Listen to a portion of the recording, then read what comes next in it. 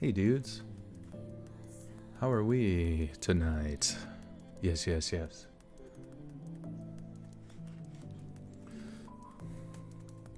Live as fuck, yes. Let me pop this out here. Pop lock and drop the chat, baby. We've got an excellent connection on my end. What I got? I got spooky stories, young and dumb and full of cum. Uh-oh, Brittany's tired. Let me close my door real quick. You want to hear me drink that water? Oh, I got some here, yeah, and tea.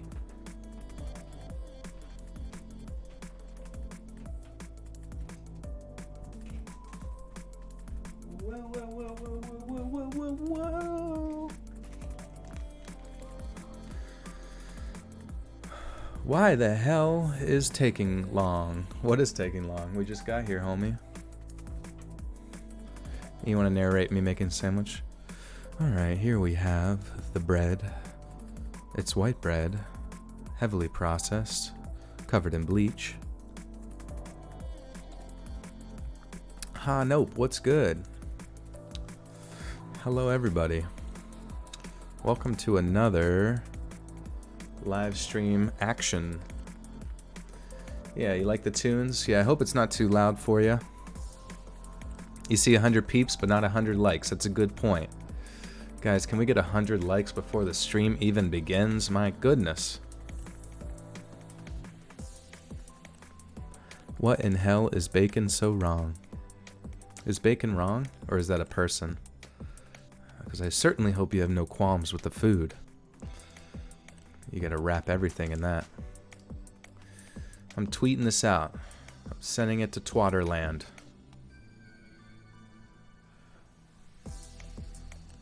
You know what's kind of sucks about Instagram is like they don't really have anything that makes it easy for you to like retweet, you know, or re-vine and all that kind of stuff. And to me, that's kind of, I mean, is that part of their strategy, I guess? I mean, I know you can like repost somebody through like a secondary program and then you can share their posts on your story so they click on it. But I'm confused, like, who thought of that from the very beginning? Like, wouldn't it be easier to get your stuff out there if there was like a re-IG button? Porcelain Panda, hello, perfect timing. Now I have something to listen to while you do laundry. Nice. Laundry is one of those tedious tasks that you just need something to take your mind elsewhere while you do it. Yeah, we're already at 150 people. We're 4 minutes in. Welcome, everybody.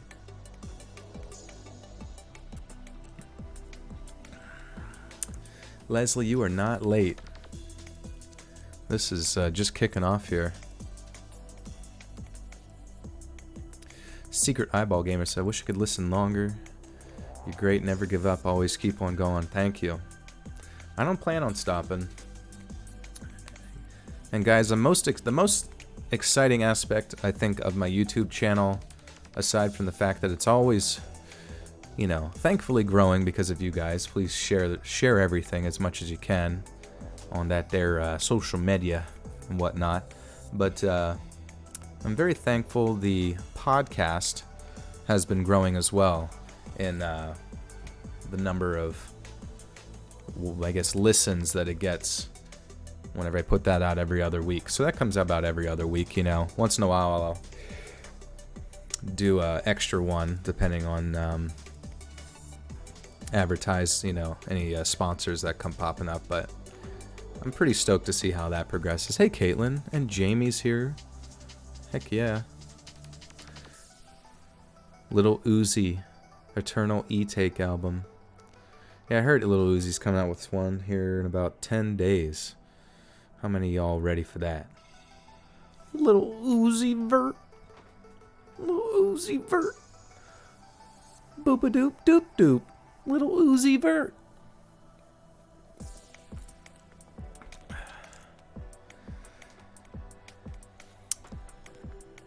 Hey, me, maybe you.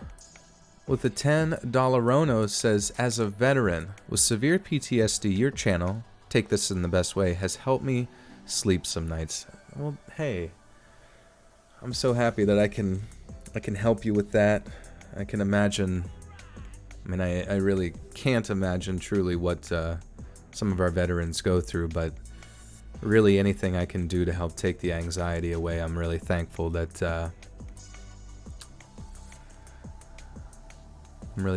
I can do it. And thank you so much for the 10. I really appreciate that. Thank you for your service. Burrito wants to know, is Joel high again? Joel doesn't do drugs, Burrito. I'm a Christian Minecrafter. All I do is 420 no scopes on your mom, dude. Don't at me, all right? Don't even bother atting me after that one. Ollie's here. What's up, Ollie?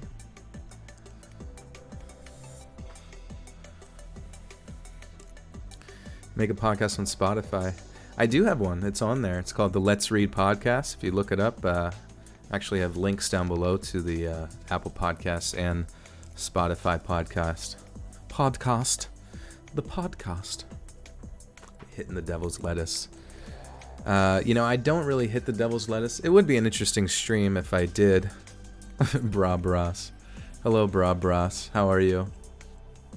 Don't be starting any commotion in my stream, Mr. Man. I got my eye on you. I'll tickle your feet when you're not looking.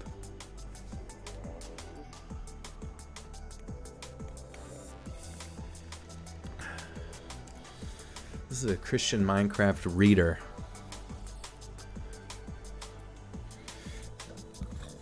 That meme of Lisa Simpson coming out to give a presentation. And it just says, burps are actually just mouth farts. That's the most truth I've heard all day. What do you got? I should try to put all my episodes on Spotify. So it comes out, the individual episodes come out on YouTube first, and then I make compilations that come to the podcast about, and I want to say are actually about 6 months ahead on YouTube, so I think it gives a lot of people a lot of motivation to come over to YouTube to hear stuff first, because that's kind of like, I think, best case scenario. What type of PC do I have? It's a gamer one, it's for gamers, Minecraft Christian gamers. Carol from Scotland. Hiya from Scotland. Hello. Good to see you. I think some of the funniest tweets I've ever seen are always from Scottish people. They say some hilarious shit. Mary says, I'm hoping your voice will take my mind off some of the pain in my legs. Yeah, I am sorry about that. But just follow my voice. Cheyenne Dory Bob with the 5 says, enjoying the stream. Hopefully the new Apex update will be done when this lovely stream is over. Hope everyone is having a lovely night. Apex Legends, that's a name I have not heard in quite some time. But I did see Seagull was playing that recently. I think I played Apex briefly when it first came out, and then kind of obviously went back into my unfortunate ways of Overwatch. But what have they changed? What's different about that game? That game actually got me into Titanfall 2 briefly, and I want to say Titanfall 2 was a lot of fun. Just being able to free run on random shit and parkour and use your rope. And I remember I roped around, and I had a 50 cal that I stole from somebody that I killed, and it was my first match, and I roped around and just fucking domed somebody with a no scope 50 cal. And that was pretty intense. I sound like I still have the coronavirus. Yeah, I'm on the tail end of the corona, Chan. I hope all of you are prepped and ready. Misfit with the 2 says, what's up, cutie? What's poppin'? Sweetheart. How are ya? Pradeep did not make the cut. I don't know if he's in my room right now. I hope they make Titanfall 3. Even though Apex is obviously doing well for him, I would love to see a Titanfall 3 make its way to the next generation of video games. Does anyone know anything about PS5 and, you know, the Xbox, whatever the fuck it is? Because I am interested in what they have to offer and what next gen's really going to look like and play like. I don't know if you guys are into like Half-Life or not. Half-Life 1, 2, all of the episodes and all that kind of stuff, all the side DLCs back on Half-Life 1. Anyways, Half-Life Alyx is Valve's VR game that's coming out, like, I think at the end of March, like March 21st or something like that. And man, it looks pretty sick. I feel like VR games have made leaps and bounds since they first started. The new, this game is actually available. It's The Walking Dead of Saints and Sinners. And the interactivity with your character's hands and the items like in the world all have like physical attributes to them. And, you know, as zombies come at you, you can grab it by the head and just like stab it in the head. And it's just, I don't know, it's very immersive and also seems very intense. And I feel like I'd love to give that a whirl. KFC man with the 5s. How's it going? It's going good, man. It's good to see you. When you come into Discord, you should totally chat with us some more. I feel like you're always lurking in the background, but I'm okay with that too. Lily Shuff with the 10 buckaroo says, much love. Glad to catch a live stream for once. Been busy, but have been listening to YouTube vids. Love your work. Thank you, Lily. Yeah, I need to do some more live streams, honestly. I just sometimes, I was sick this weekend, so I didn't really do one on Sunday, but I'm feeling much better now. Glad to pump one out today. Actually, because I didn't go to the gym yesterday, I actually was confused when I went today, and I thought it was Monday for a bit, and that really freaked me out briefly, how unbelievably clueless I am of time and space. So that's cool. What's the Discord? So that's linked down below, but I think Jamie, if she's here, she can link you guys to the Discord to join. Basically, the Discord's pretty chill. Once in a while after like streaming, I'll go in there and just like listen to people chat while I edit videos. So I'm not quite as talkative as I am right now, but I definitely, you can catch me on a good day playing video games, raging out on Overwatch, and you know, feel free to ask me whatever, because I'm just chillaxing there. Do I watch Dragon Ball? I did back in the day, for sure. Dude, Dragon Ball was the teats, was the bee's tits. Nice, Zero just got back from the gym.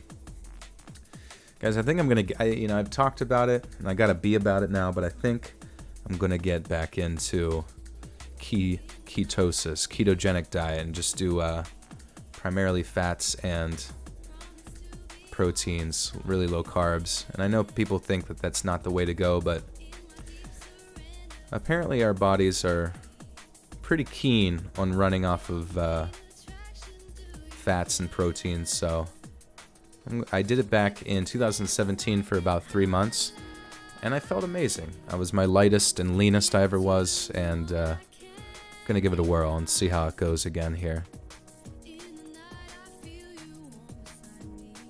Robert, thank you. Love my stories, they're dope. Kid Gaming says, I'd love a PS5 Slim to be made. Maybe one day. Burrito Sore with the 20 kronas. Haven't donated in a hot second. Hot like me. Boom. Oh, yeah. Thank you, Burrito. Where you been my whole life? Stephanie George with the 2 buckaroo says, do you have a Nintendo Switch? I do have a Nintendo Switch. Actually, I have one of those Nintendo Switch Lites. And it was weird because I got, with it, I got the Zelda game that was a remake of Ocarina of Time. Was it Ocarina of Time? No. Whatever the one... Might have been Ocarina of Time. But anyways, there's a big egg in it. And, Erica, thank you. You the Boam, too. The Boam. But it was weird. It had, like, a lot of, like, stuttering issues from time to time.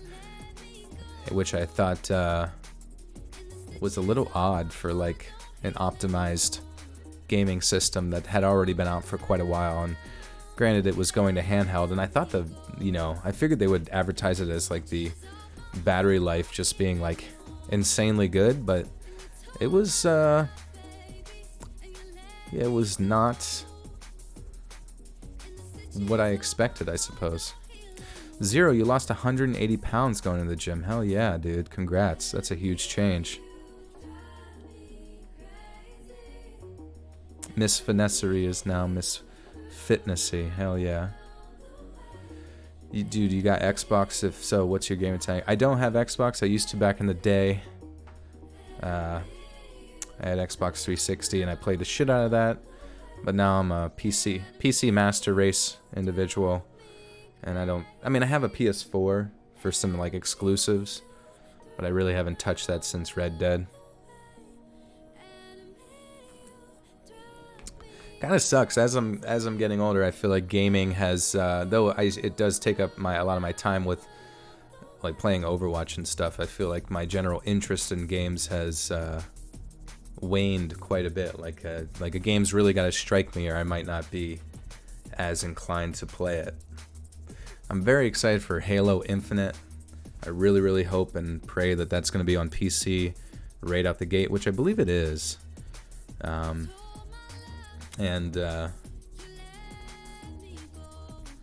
It's oh, Jamie, you lost 50 pounds after you got your gallbladder removed. That's crazy. That's a lot of weight to lose. Is that common after gallbladder surgery? Am I becoming a boomer? I am, man. Wolves fan, good to see you.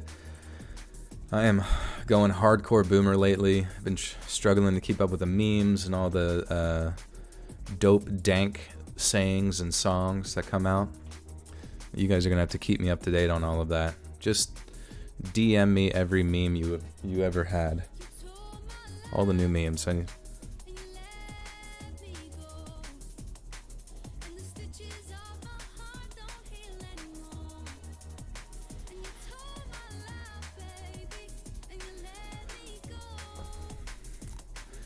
I'd also get a lot of views if you stream Escape from Tarkov. Yeah, I've thought about doing... I think if you guys were here when I first streamed, I was streaming some games. I think you guys liked when I streamed a horror game. That was fun, because you guys can catch me in my... because the games definitely get me a little freaked out from time to time. And I wouldn't mind going back to streaming some video games from time to time, but like right now, instead of having 250 people in the chat and also getting, recording done at the same time, there might be like 50 people in the chat or something like that, and people might not be generally as interested, because obviously you guys, subscribe to this channel for me to read some motherfucking stories, bro, not me to play games, you know what I mean? So, even though I know some of you might tune in, migraines. You get migraines and gaming sets them off. Oh man, I'm sorry about that. Let's read St. Patrick's Day. Oh yeah, we got some St. Patrick Day stories up and coming, so keep an eye out. I'm compiling those right now. Digging through the archives here. Kyle says, just want to say I love your channel. Always listen to it in the background playing Farming Simulator, and always get sucked in and keep playing just to binge listen to these stories. That's awesome. I heard Farming Simulator's pretty chill. Wonder if that would help people's migraines, just playing that.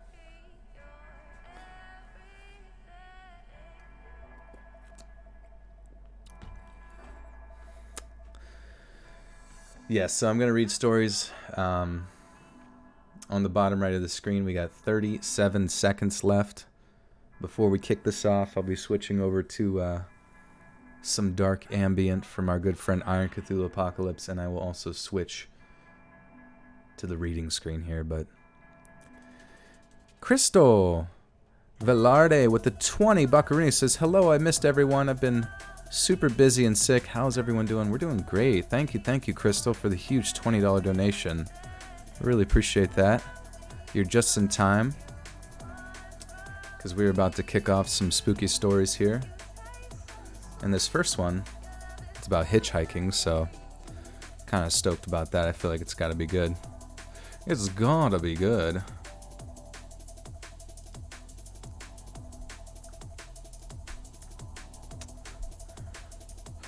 Jamie Allstreams is Overwatch and him raging about how he hates the game. Yeah, this is very true.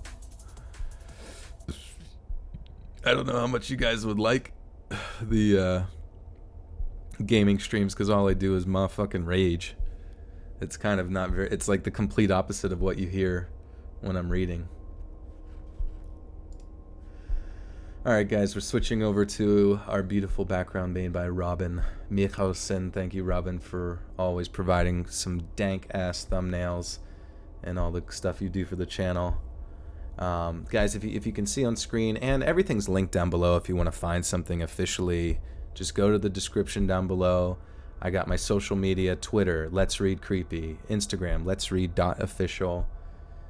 And if you have a story, the best way to hear it read on future subscriber story videos is going to reddit.com/r/letsreadofficial, and you can submit your story there. Also, feel free, if you want all that internet karma, if you think your story is good, you can submit it to Let's Not Meet or R Paranormal, you know. And as you know, I usually do either paranormal stories or, you know, creepy true stalker type stuff. So whatever, honestly, whatever, you know, and some people are really cool. They'll do research on a particular, like, true scary thing that happened, like a true crime thing. And if you guys are into researching and you just think it would be fun to hear me read some of your research and in a sort of audio documentary form, go type that up and submit it, and, you know, label it as such. Make the title interesting so people can click upvote on that. You get the internet points and maybe even hear it in a video. Maybe even hear it in a video. Maybe even hear it in a video. But guys, thanks so much for being here tonight. Thanks so much for the support so far. We're gonna kick this bad boy off once I lubricate my lips with some aquifer. If I can find it. Where's my lube? Where's my fucking lube? Oof. Found it. Oh my god, I almost lost my lube, guys. That could have been disastrous, I'll tell you what.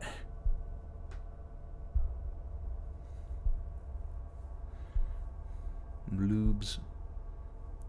Hashtag lube your lips. Hashtag lube your lips, boy. You want to comb my mustache. What if the mustache combed you back?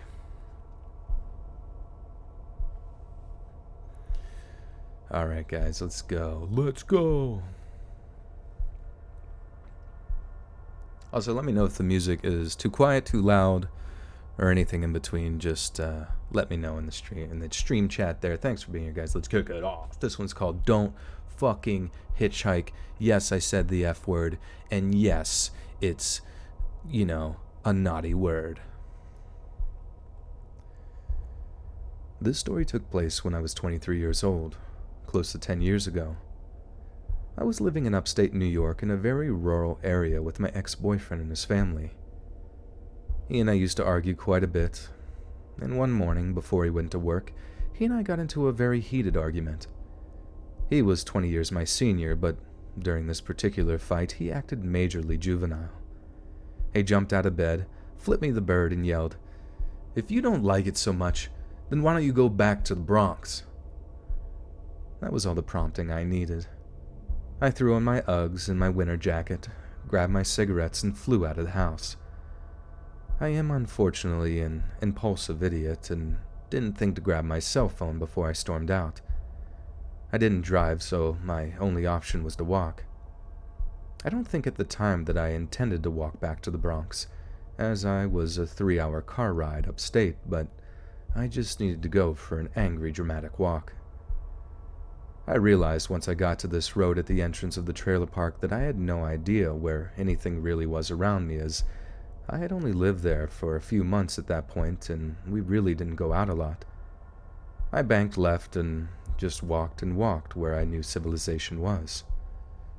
I found myself walking alongside a very busy stretch of road with 18-wheelers flying by, spraying me with slushy snow and soaking my shoes. I saw my then boyfriend driving by on his way to work, and he sped up as he drove past me, evidently still angry about our fight. I thought for sure he was going to turn around at some point, but he never came back. I pressed on, deciding instead to try to walk to my best friend's mother's house, which I knew to be in the same town. It started to snow and I was losing momentum. I passed by a VFW where a nondescript pickup truck was parked in the driveway. It wasn't until I had passed it that I even realized the driver was in the front seat. He called out to me, "Hey honey, do you need help?" My stomach churned, realizing I would have to accept this stranger's offer. I approached his truck slowly and tried to weigh out my options. He was a clean-cut, seemingly normal older white guy, gray hair, greenish-blue eyes, just average. I blurted out, "Are you a good guy or bad guy?" And cringed at myself for asking such a dumb question. He answered, "I'm a good guy. I wouldn't tell you if I was a bad guy, would I?" I ignored the bells going off in my head and got in the front seat with him. As we drove, I realized I had no clue where my friend's mom actually lived. I knew the name of the road she lived on, but it spanned a good distance, so it wasn't very helpful in terms of finding my destination. I asked to borrow his cell phone so I could try calling my best friend to ask where I was going. I called her 3 times and she didn't answer because she didn't recognize the number. I started to feel inexplicably hopeless.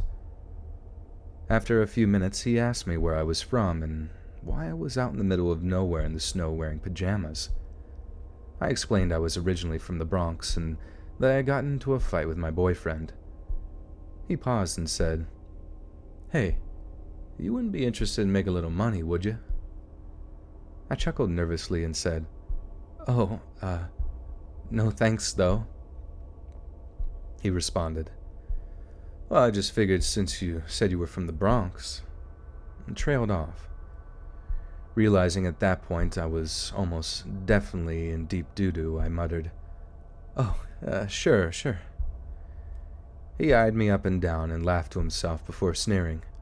Sure, she says." I started to panic big time, but knew I couldn't show my fear. I scoured the scenery for a pillowy snowbank that I could land in if I leapt out of the truck, to no avail. The houses were so few and far in between, I became certain this would be how I met my demise. I'll never know why, but it was at this point that he decided to ask me who I was going to see. I quickly blurted out my best friend's mom's name and her husband's full name. He instantly perked up and explained that he knew the husband and how they used to snowmobile together 20 years ago. I felt the greatest wave of relief when he explained that he knew exactly where his old buddy lived. When we finally pulled up to that big yellow house, it was like arriving to the promised land. I sheepishly asked his name. "Steve," he said, and then asked mine. I gave him a fake name, spat out a nonsense thank you, and ran as fast as I could from his truck to the porch. I crashed through the front door and locked it behind me. I immediately started crying and running through the house trying to find my friend's mom. I had awoken her from a sound sleep, but she didn't say a word about it upon seeing how shaken up I was. Once I knew I was safe with her, I explained everything. The fight, the fleeing, the weird guy and his proposition, and she listened, horrified and curious at the same time. She made me promise to never do anything so reckless again, and that if I ever needed her, to call her. She told me she would ask her husband when he got home about this Steve guy and find out more about him. I returned to my boyfriend's later that same day and got really stoned and tried to forget about the events of that morning. The following day, my friend's mom called me to tell me that Steve was a dangerous person who her husband had cut off communication with years ago. The last he had heard about Steve was that he had been arrested for assault. She then went on to point out how incredibly easy it would have been for him to hurt me and leave me just about anywhere on some lonely stretch of road, and no one would even know where to look for me. Not to mention, I might not even been found until the snow thawed out. Shit, bro. Not a single mistake. Not a single mistake. What is good in the hood? Instead of focusing on this girl's traumatic trauma, I'm excited that I didn't even make a mistake. That's funny. Anyways, that's terrifying. I don't really get why people, I don't really know why people, I guess it's pretty common, you know, girls dating some guy that's 20 years their senior. What the fuck, though? You know what I mean? Like, what are people thinking? Like, what are you even going to talk about? Like, hypothetically, like, the whole sex thing is not there. Like, so, do you got any homework? You know, like, what the fuck do they even chat about? I don't even get it. But I guess some people find themselves in some pretty shitty situations and they, I don't know, just go for it. You a good guy or bad guy? Oh, I'm a bad guy. I'm gonna cut your face off. Sorry. Just kidding. I'm the good guy. Hey, Kid Gaming, you bet. Thought Police with the 2 buckaroonie says, hey, pal. Hey, Thought Police. Catch any thoughts out there lately? Your fiance is 24 years older than you. Tell me about that. Like, I'm honestly interested in how that, like, whole dynamic works. I'm not saying it's impossible. I'm definitively not saying it's impossible, but at the same time, I'm like, what, does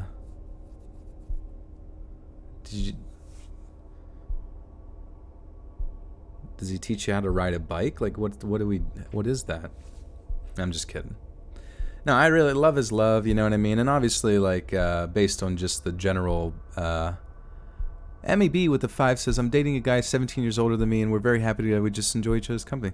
Hey, I feel that. I absolutely feel that. And honestly, I'm probably going to end up, you know, a sugar daddy at some point. Maybe I'm fighting the natural course of life here, and I don't even realize it, guys.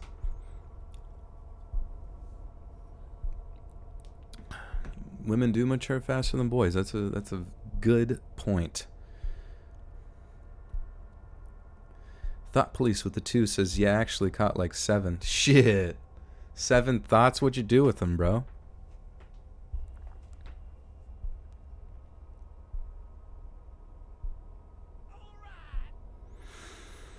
David, you're 38 and passed for 17. Trust me, it's uncomfortable a lot of time. Okay. The point where the age gap goes too far.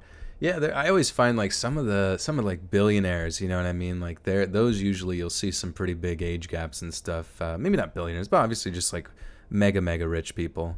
But like, what was his name? It's like a famous Jewish director or whatever. But his wife is literally like 40 years younger than him. That to me is buck wild, like actually buck wild.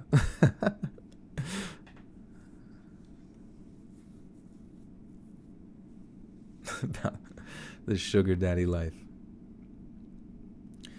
Not sugar daddy life. I'm more about can I be like a carbohydrate daddy or like a protein daddy? I'm about that protein daddy life. Older men start to get insecure. What do you mean by that? I'm confused. You got a 29-year-old friend dating a 64-year-old. Holy criminy crux. I guess she's just waiting for that, waiting for the deathbed, perhaps. I'm a splendid daddy. What's good? maybe I can find like a sugar mom. You know what I mean? Like I'm 29. I'll just find somebody at like a nursing home or something, and maybe I just got him that one pudding that took us to the next level, and I'll inherit her yarn collection or something of that nature. Hello, it's Nana. I don't know how my voice got this way. The Lord giveth and the Lord taketh away. You want a carb daddy? Complex carbohydrate daddy. Honestly, yeah, I feel like the richer they get, he's like, he ain't a sugar daddy, he a carb daddy. You know what I mean? Like a sugar daddy's making like maybe $100,000, a couple $100,000 a year. A carb daddy is definitely a millionaire. And I don't even know what you want to call a billionaire. Is that a complex carb daddy? Christ B with the 10 says he is 43 and I'm 20. We have a loving relationship. We enjoy each other's company. We understand and help each other. And he's not rich, so I'm glad. So I'm not a gold digger. Oh, okay. I'm not trying to be accusatory. Thank you for the 10. I guess I'm just used to the conventional thought process there, if you know what I mean, where you see an older guy with a younger girl, so you just think, oh yeah, sugar daddy, sugar baby. And but no, if you find a connection there and you're into that, who the fuck am I to say anything about that? I'd go for it. Honestly, I'm talking a lot of trash for probably how hypocritical I'll probably one day be. I'm a protein shake daddy. Yeah, I'd say a billionaire is a protein daddy. Your parents are 14 years apart. Honestly, fuck the social conventions. Let's just all marry each other. Screw it. Let's go. We're all married, all right? Doesn't matter. Over 18, obviously, but everybody's invited. Thought Police with a 2 says, good night, girl. I'll see you tomorrow. Am I a thought? Thought process. Did I just get labeled a thought? Thought daddy? All right. Enough protein daddy talk. Let's get focused on this next story. It's my friend claims she was a witch, tried to kill her parents. Holy heck. Anybody a witch here? Bianca, what did I walk into? You just walked into a sugar daddy seminar.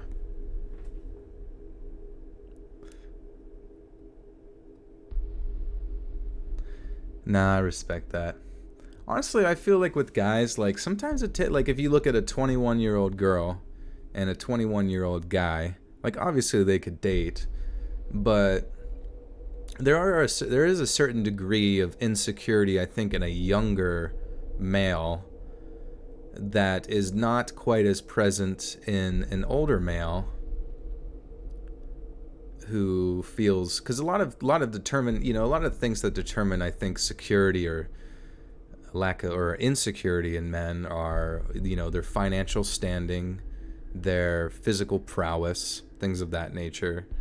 And a lot of those things don't really, I feel like, come into their own in men until they're maybe in their 30s to 40s, to be honest. So, and I think, girls kind of find that physical prowess in their early to, mid and late 20s. So honestly, this is all starting to make sense to me, guys. I really appreciate you guys opening my mind to this, the realm of the Shug Dad.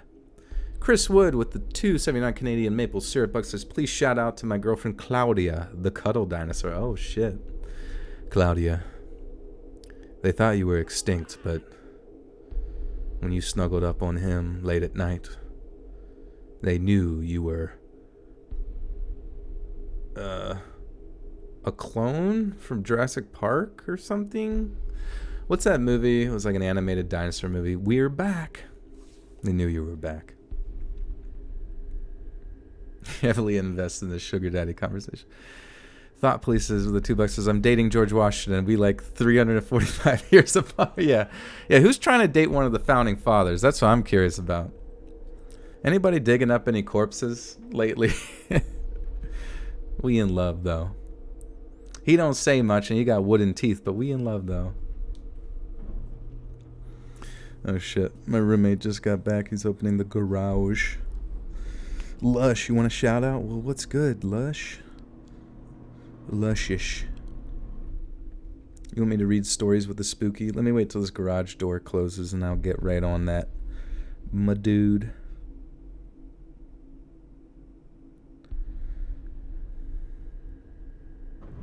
Lovely lady, what's up? Welcome, welcome. You gonna date Let's Read? Yo, get in line, for real. JK. Joel's a founding daddy. Yeah. Our founding daddies are rolling over in their graves, thinking about the young poon that comes to them in the night. You have to meet them in, like, the astral realm. Honestly, instead of texting, you're just... Instead of texting a founding daddy, you're going to have to, like, Ouija board his ass or something. Man, he takes so long to respond. These events happened over several months in 2016, when me and my sister, then 16 and 14, first moved into our most recent apartment complex with our mother.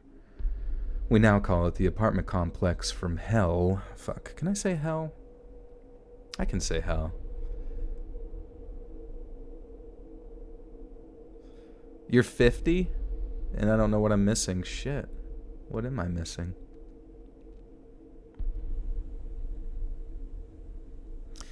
Cheyenne Dory Bob with the 2 says, my daughter wants to marry Abraham Lincoln. She's 7. Shit. Give her some time. I think she should get her a Ouija board. She should be good. I'm joking. I'm joking. Oh my God. Everyone relax. Relax. It's just a joke. But seriously, though, he did free... He freed the people. He's a good man.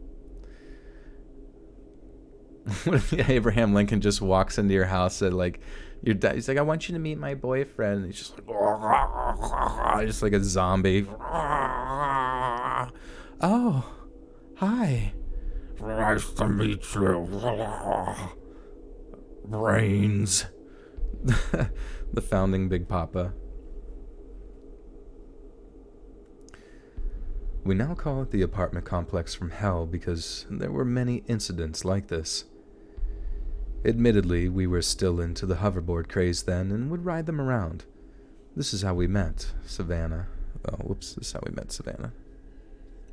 Nothing wrong with saying hell. I mean more, like, I don't care about saying hell or farts or vagina in chat because that's, like, not a big deal. But as far as, like, keeping your videos monetized on YouTube, I still exist in this sort of, like, borderline superstitious perspective that if I say any naughty words, that the YouTube gods will fucking striketh me down.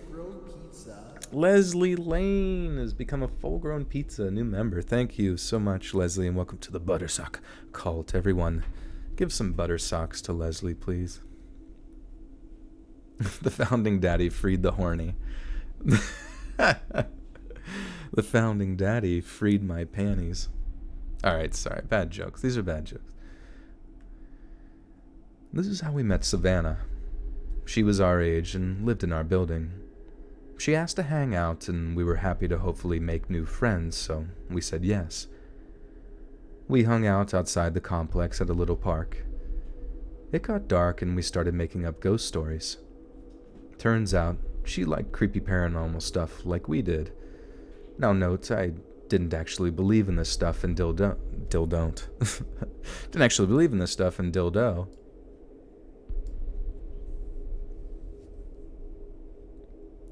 Lush said, I ain't gonna lie, I've been watching 5 years for you since I was 10, and I love your videos, fall asleep. Oh, I appreciate that. You got a lifelong fan here. That's crazy. You lived half, well, I guess not, well, kind of half your life, but large majority of your life watching Let's Read.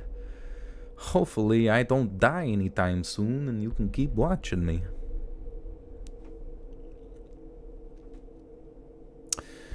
Kid Gaming HD says, Read, I'm 22 yet...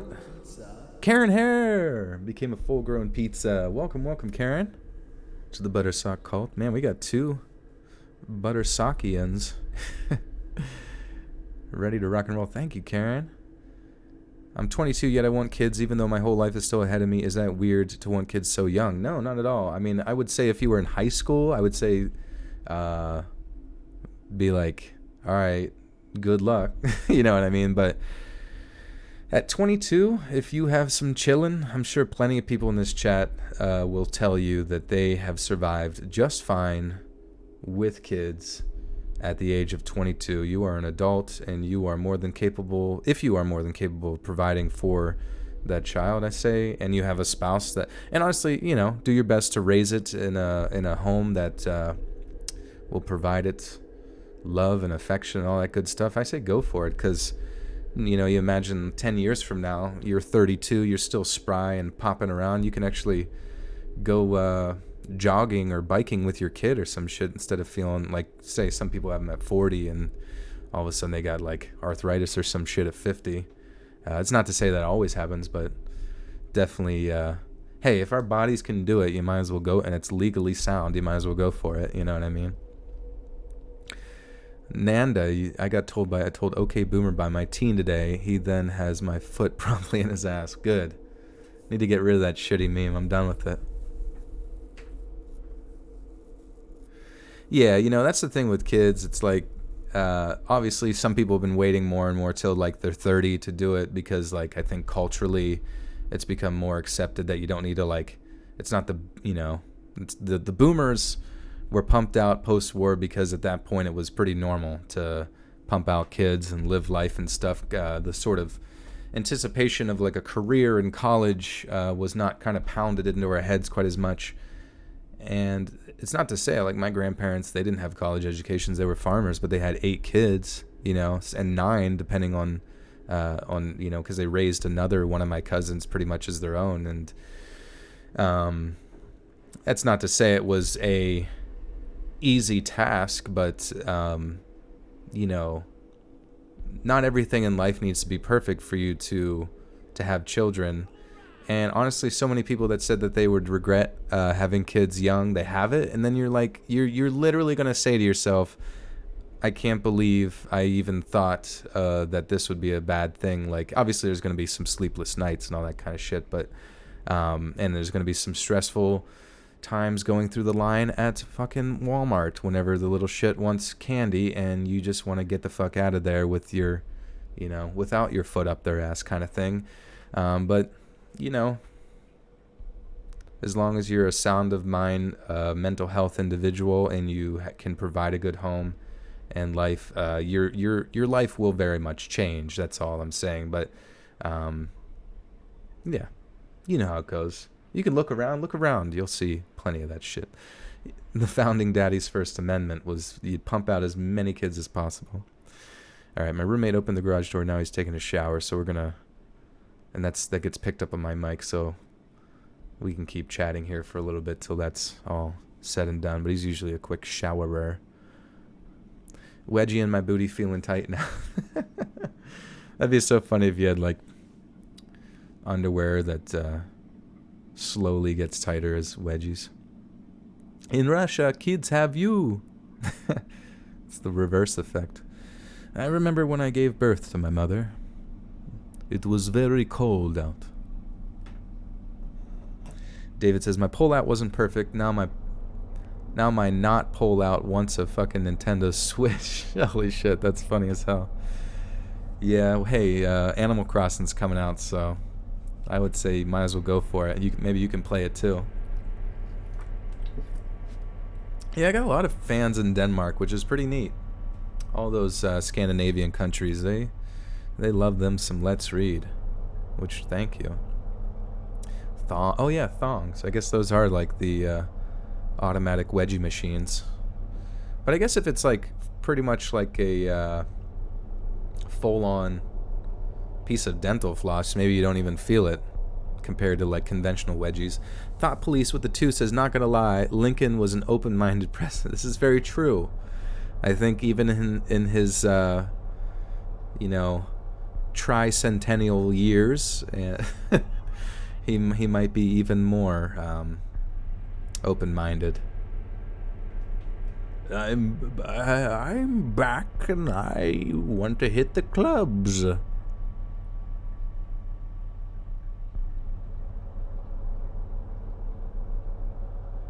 Fairy Mimi says, my tiny boy is 6 months and currently using me as a stepping stone. Apparently your voice only helps me sleep. just gotta condition him. Soon it will work. The thong song, yeah, let's get that going. I should have changed the notifications to play the thong song when people donate. Wonder if do they make thongs for guys? Is that a possibility? Thongs don't cover your ass. What? You're telling me that a small piece of slender fabric doesn't cover my entire booty?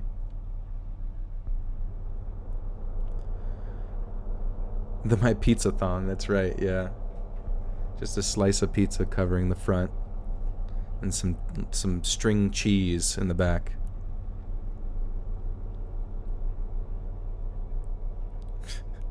Yeah, you gotta donate to keep Grandpa from hitting the jewel. He's hit too many jewels. We have to make it illegal.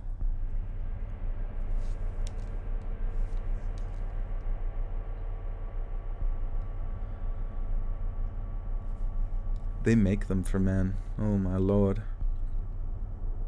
Ba-da-ba-dum-dum. Sex me so good, make me say blah blah blah. Alright. The shower is complete. I think we can keep reading. Wilson Barrett with the 2 says, one from Australia says, damn, I can't write a longer message, just thank you. Oh, that's interesting. I don't know how that limits it, but Wilson, thank you. No worries. You can type something into chat and just at me, and I can read whatever you'd like there. Thank you. As a professional male stripper, I can say yes, they do make male thongs. Oh, good to know. We have someone with some personal experience here. Note, I didn't actually believe in this stuff and still don't. Every time I reference the paranormal, it's hyperbole. As we were walking home, though, the light in one of the apartment hallways flickered, and I joked and said it was a spirit trying to communicate with us. Savannah made up a flash once for yes, twice for no system to communicate with the spirit, and we messed around a bit. We thought it was just harmless fun. The next day, she runs over to us excited. She informs us that the spirit we had met last night told her its name was Kieran, and that it was... fuck. The next day, she runs over to us excited. She informs us that the spirit that we had met last night told her its name was Kieran, and that it meant light, so it all made perfect sense now. We asked her how she knew, and she said she went back later that night, alone, to talk to it. This was the first time it occurred to us that she might have really believed in all this stuff. Our aunt had given us an old Ouija board as a joke the year before, and we thought Savannah might like it. Savannah lit up and said she wanted to try and talk to Kieran. So we huddled in the hallway connecting the apartments and put our hands on the board.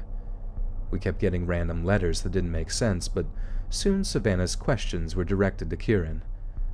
We felt her moving the planchette and called her out, but she got med and said... She got her meds.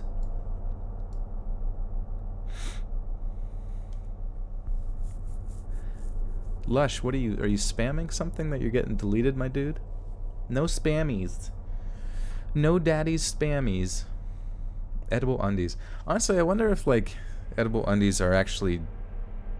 if they taste good, you know what I mean? Hey, it's Jack. Jack from Discord. Jack, how are you? Samurai Jack. Watcha.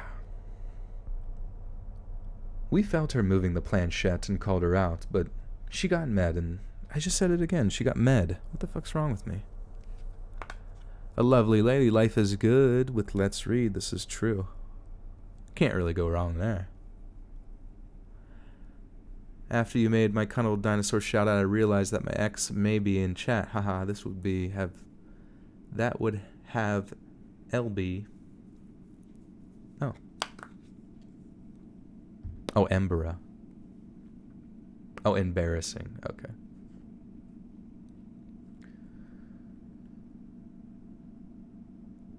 We felt her moving the planchette and called her out, but she got mad and said she'd prove it.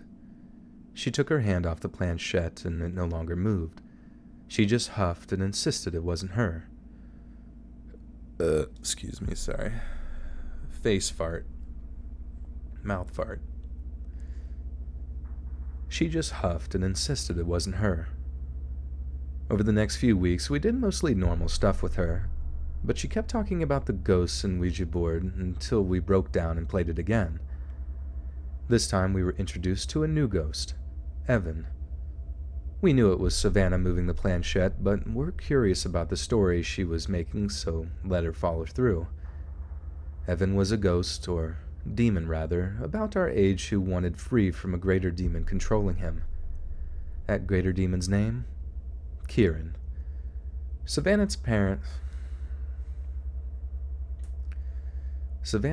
called her inside, and conveniently, Evan had to go too. He told us he'd protect us against Kieran, especially Savannah. Savannah commented on how cute that was for him to offer. A few days go by normally, but then Savannah's back to tell us that she has a boyfriend. We're happy for her until she tells us his name is Evan. We're wondering what she's talking about, and she explains that while sleeping over at another friend's house, something had tugged off her shorts while she slept. She'd woken up and heard Evan's voice. Then she Man, I keep fucking up. My mouth keeps fucking up.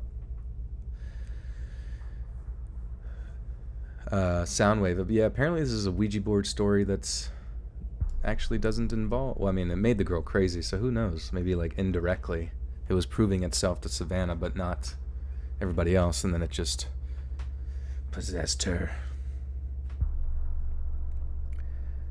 She'd woken up and heard Evan's voice, I guess. Then he'd visited her in her dreams and asked to date or something like that.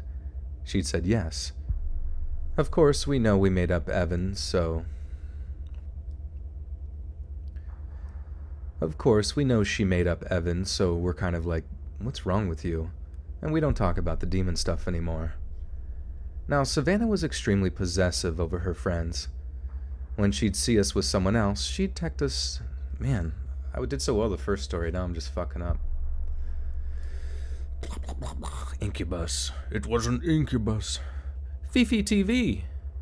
With the 5, Buckaroonies with the drop the mic. Yeah, I'm about to drop this mic hard, if I can actually get through this story. We need some thongs and merch. That would be dope. I wish Spreadshirt allowed it. Say something in an anime voice. You should have thought about that before. You ate my cat. Next time, it will not be so fortunate for you.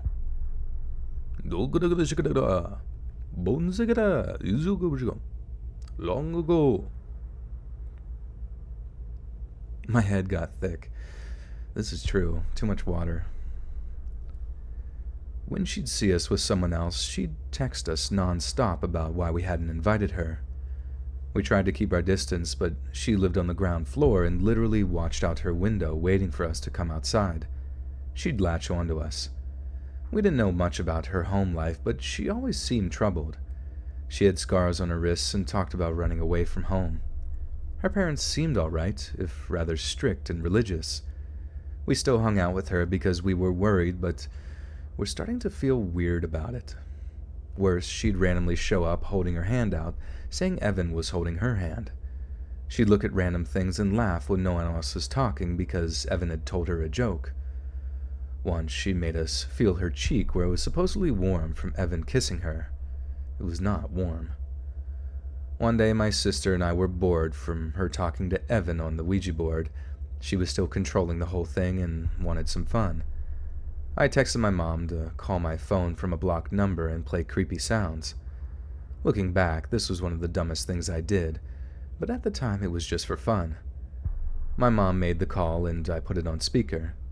Savannah is living for it, especially when my mom played a track from a scary movie about a ghost. My mom took it a step further and threw a banana off our third-story balcony for us to see. Savannah said it was a sign that Kieran was winning. We had no idea of the fire this would light in her.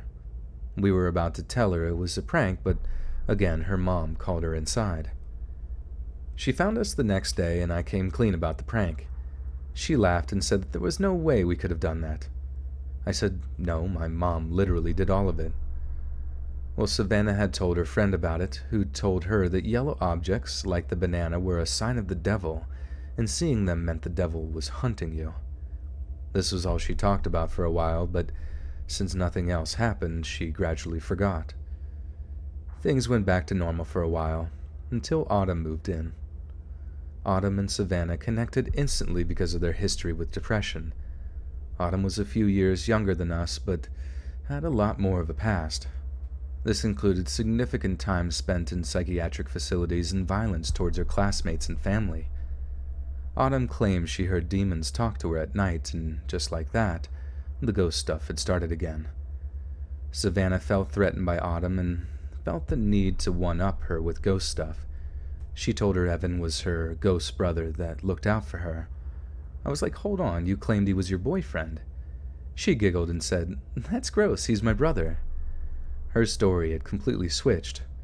Now she was dating another demon named Jacob, and they were engaged. She even showed us a ring to prove it. The next week or so was literally like a match between them to see who was the darkest and most involved in the spiritual world or whatever. They'd compare scars on their wrists and brag about cutting themselves and doing things like sneaking out in the night. In a move to one-up Autumn, Savannah drew a giant pentagram in the parking lot with chalk. Her parents found out, and she backed out and blamed it on Autumn. The next freaking day, people come to repave the parking lot.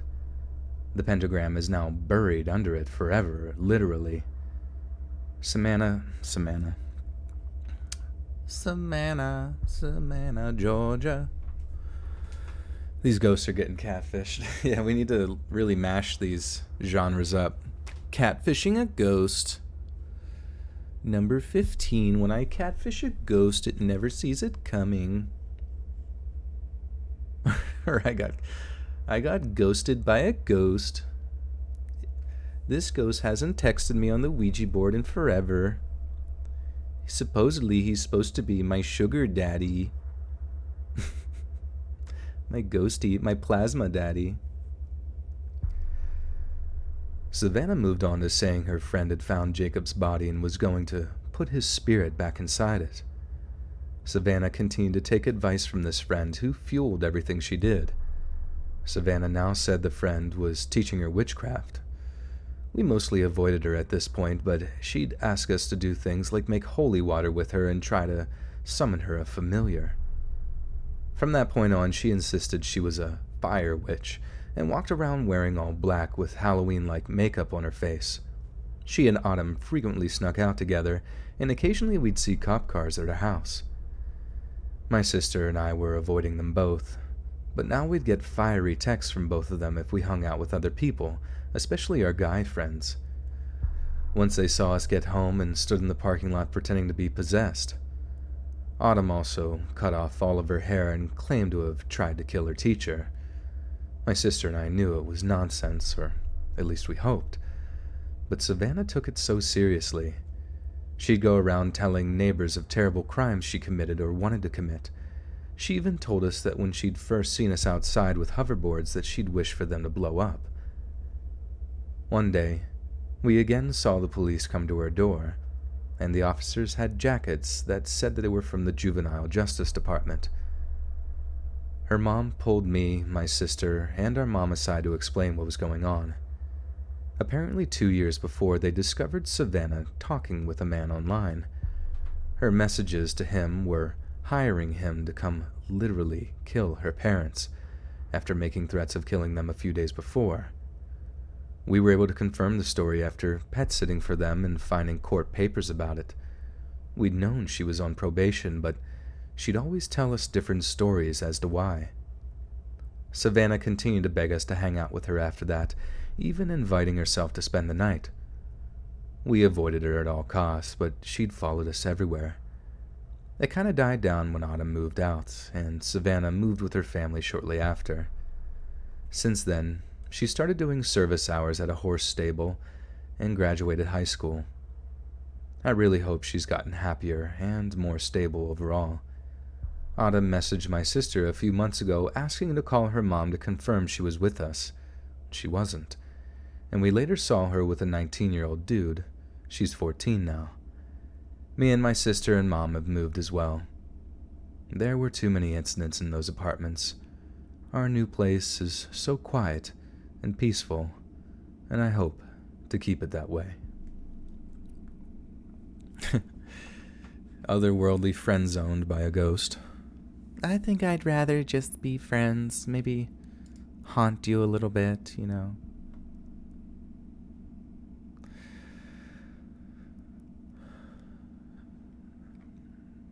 The last thing you want is to get molested by an incubus.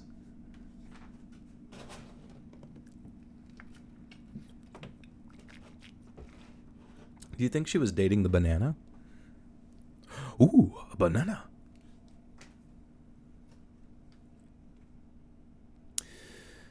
Joel, haven't you read this story before? I actually have not. I don't recall that story at all, to be trill with you. Hey, Thought Police has become a new member of the Buttersock cult. Thank you, Thought Police. Well, it's good to have you around. We need someone to monitor the thoughts, keep them in line. If any of them do get a little too thirsty, I need you to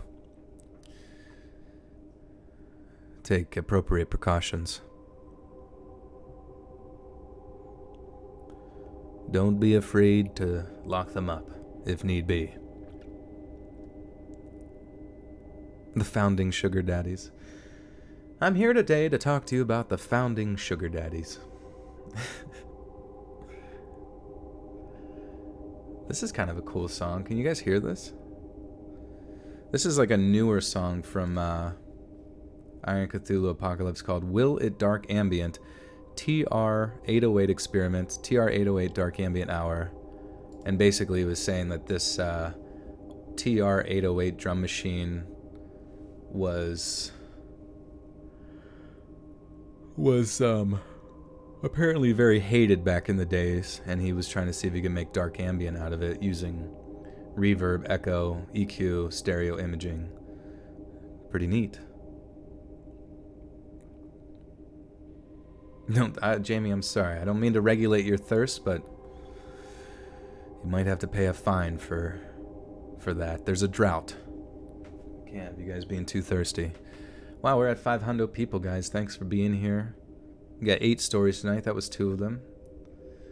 We're moving on to another banger called Candy Lady's Insidious Secret.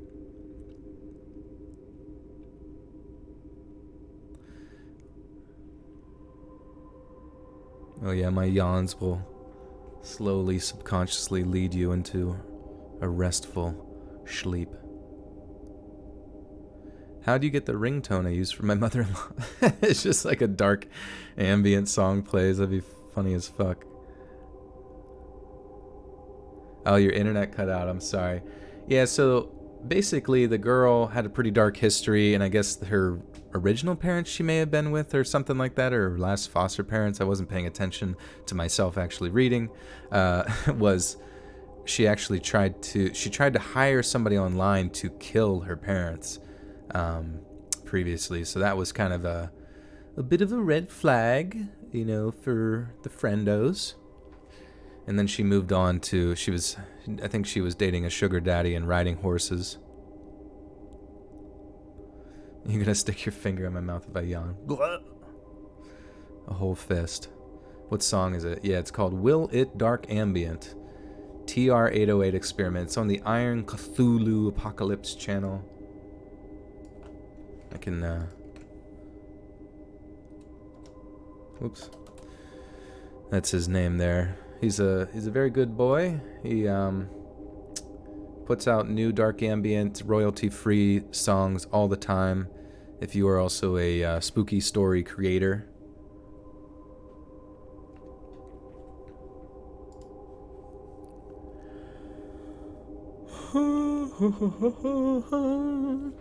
Alright, guys, let's do it. Let's duet. Fairly day-to-day business, this is true. Ironic Kalulu, a pot and lips.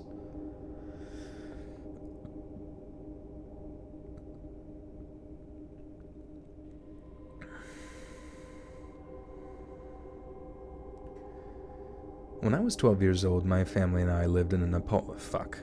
That ruins the mood, huh? But I actually really like the dark ambient stuff that, like, is almost like mixed between ominous and relaxing at the same time. That's why I really like this kind of stuff. Maybe I'll I'll use this song for tomorrow's video. I think that would be pretty cool. Pretty good. When I was 12 years old, my family and I lived in an old apartment complex. I say old because it's been standing for well over 50 years by the time we moved in. Some residents have claimed to have lived there their whole lives. Anyway, one particular thing that stuck out to me is that there was a strict no pets policy. The landlord actually elaborated on this, stating that a copious number of pets seem to go missing around the area and they now restrict pets in hopes that it would end that problem there. As a child, I kept pretty much to myself.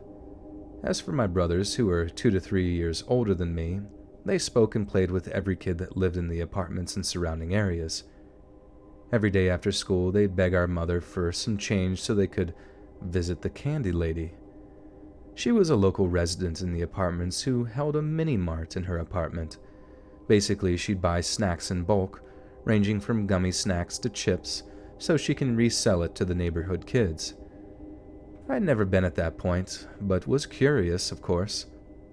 I'd asked my brothers if I could join them, and they declined. So I stole, I know, a whole $1 from my mom's purse and followed my brothers and their friends so I could find out where she lived. Upon stalking them, I finally found out her apartment location. Though they stayed inside for a while, I figured I'd just go the next day. The next day after school, I took my stolen $1 and headed out to the candy lady's apartment. When she opened the door, she was an older Caucasian lady with a welcoming demeanor. She let me in and asked for my name. When I gave it to her, I asked for hers. She said to just call her the candy lady.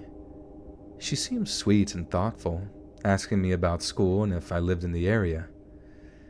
Kids usually don't come here alone. Where are your friends? She asked me. I explained that I don't really have any and that I prefer to just observe.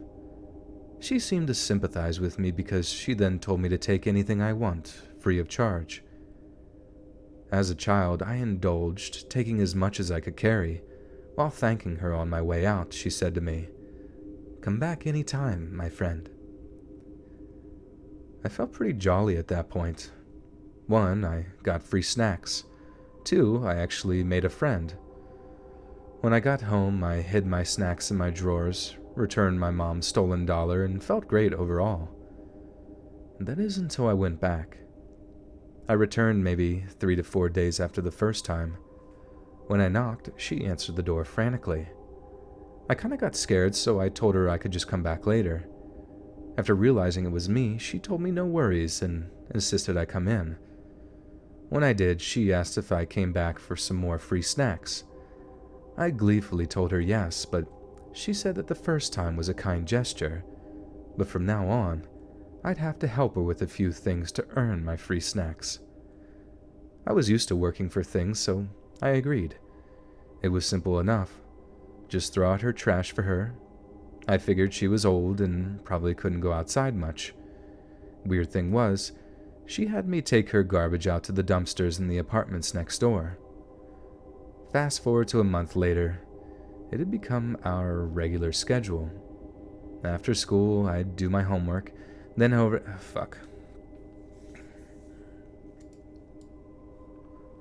Killing the Immersion by Let's Read. Let's read a snack, thank you, Fry. Free snacks, watch out.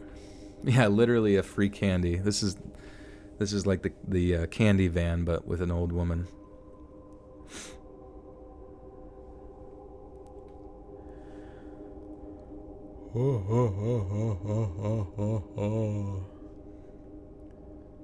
Fast forward to a month later. It had become our regular schedule. After school, I'd do my homework, then head over to her place to throw her garbage as well as collect my earnings. It was all easy breezy for a while. That is, until one day she didn't tie the trash bag all the way. I walked all the way down to the dumpsters next door, and before I threw it in, I decided I'd tie it first. It was loose, so I had to untie it to fix it all the way. Curious little me couldn't help but look inside. There I saw wadded up paper towels drenched in blood and hair. There was also more plastic bags at the bottom of the bag. This freaked me out so much that I dropped the bag right then and there and booked it home. As soon as I got home, I cried to my mother about my discovery. She said she'd go out and see it for herself after I told her which dumpster. When she returned, she said she didn't see what was inside because the candy lady was already there throwing it out when she arrived. My mother didn't say a word to her and just left. She told me she didn't want to be... She told me she didn't want me going out that far anymore and stop helping with other people's chores, completely neglecting what I initially told her. Surprisingly, I was able to just sort of forget, more like ignore what happened, and go about my kid life like nothing else happened. Then, my brothers came rushing back one day. They anxiously explained to my mom, who is as nosy as ever regarding neighbors, that the candy lady was taken away by police. My mother dismissed it and told us to mind our business. My brothers were bummed out, though, because of their future lack of snacks. As a child in this point of time, I didn't really understand police and all that, so I was pretty much clueless about what happened. About a month ago, I had dinner with my mom. I am now 22 years old, by the way. My mother and I got to reminiscing, and we started talking about those old apartments. After discussing how old and broke down they were, I asked her if she remembered what I told her I saw. At first, she didn't. Then I mentioned that she was arrested by the police. Then the shock of realization hit her. She said she remembered and that she actually asked the landlord about it shortly after she was taken away. Apparently, the landlord told her that the candy lady was actually killing and skinning animals she found nearby. So she's the reason why pets weren't allowed. She was killing them and doing God knows what with the skin. And I'm the dumb little kid who got rid of the evidence for her. And for those of you wondering, the management of the apartments next to ours, the one with the dumpsters we used to dispose of the evidence, caught wind of the smell reeking from the dumpsters. And from there, they were able to catch the candy lady. All I know is I'm glad I never shit. Too many stonks. Skin stonks. Time to invest in skin stonks. Skinned animal stonks. All I know is I'm glad I never went back once I realized what was in the bags of trash she had me take out multiple times. Remember, Mom? The one that got fucking arrested? Wasn't that goddamn long ago?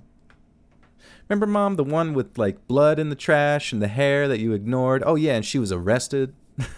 Oh, yes. Oh, yeah, she was skinning... And I actually asked the... landlord what happened. Oh, yes. Oh, yeah, she was just skinning some animals and shit. You know what I mean? No big deal. Anyways, how was your day? Yeah, that's some full-on Sweeney Todd shit. Man enters my room at night. Oh. Yikes. Yikers.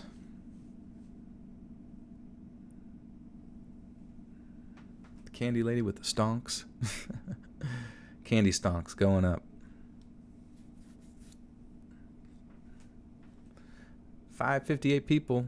Thanks for being here, guys. Click like if you haven't already, and follow me on social media. I need to get to 10K follows on Instagram so I can link my motherfucking live stream and my YouTube videos on my story on Instagram. It's crazy, you need 10K. But also, like, I thought you could just verify it. And I tried to verify it, go through that whole process, and fucking Instagram was like, nope, sorry. We don't give a shit. Screw you. Have a great, terrible day. And I was like, alright. So I think I need to get to 10K. This happened in December 2010 and was on the UK TV show Crime Watch, Liverpool, England. Mid-December 2010, I was 16. I was off school for the half-term and was playing video games all day, basically. I live in a semi-detached 3-bedroom house. Due to my bedroom upstairs being fairly small, my mom let me have the back door downstairs as my room too. This had things like my PC, reptiles, guitars. This also had 2 double doors backing onto the garden. One night around 2 a.m. I was playing World of Warcraft and using Ventrilo talking to guild friends. Pretty standard night. At this time my sleeping pattern was horrible and I was staying awake all night playing WoW. I pretty much always have my back door a tiny little bit open to let some cool air in because of the heat coming from my computer at the time. This had never been a problem. We live in a relatively quiet area. Our garden backs onto a small wooded area and the only people I'd ever seen in there were kids making dens or playing games. With having headphones in, I couldn't really hear anything outside because of the game volume, but I remember something catching my eye a little. My PC desk is about 3 feet from my double doors against a wall. Anybody outside would be able to see me sitting at the desk. I turned and see a hand opening the door. I froze and remember spinning around on my chair and ripping my headphones out. This would also be a good time to add I was home alone. My mom and dad were at a wedding party and I was fine with staying home. A man about 30 with a shaved head and a scruffy beard was standing at the door. We sort of stared at each other for a few seconds, and I asked him to close my door and get out of the garden. He very casually walked in and just stood there. I remember freaking out a little and standing up and moving to the other side of the room. I moved towards a shelf where I had a penknife and took it out and told him to screw off. He said he knew nobody was home and asked me to let him stay on the couch until my parents' car turned up and then he would leave. I was super freaked out, and again told him to leave the house. He got visibly agitated and started walking around my room looking into my reptile enclosures. I told him to leave or I was going to ring the police. I remember not being as terrified as I should have been for some reason. It was only after I realized what a bad situation this was. He said something along the lines of, "I'll be able to stab you before you phone the police, so if you get your phone, I've warned you." I remember then going out of the room, shutting the door behind me and leaning on it so he was locked in. I heard him walk to the door and try the handle. Then he started really pushing on it while screaming at me to move. I weighed up my options, and it seemed like the best option would be to run out the front door and knock on a neighbor's house. But my very small dog was asleep in my bedroom upstairs, and I would not leave him in the house with this person. I know my dad kept a police cosh in a cupboard in his bedroom, so I sprinted upstairs to find it. While rustling in the drawers, I heard him walking up the stairs. Actually, let me, what is a kosh? Kosh? Kosh? Kosh?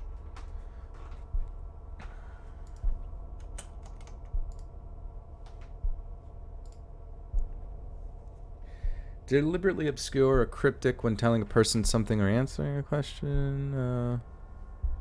What's a kosh, guys? I have no idea what a kosh is. A police kosh? Is that like a baton?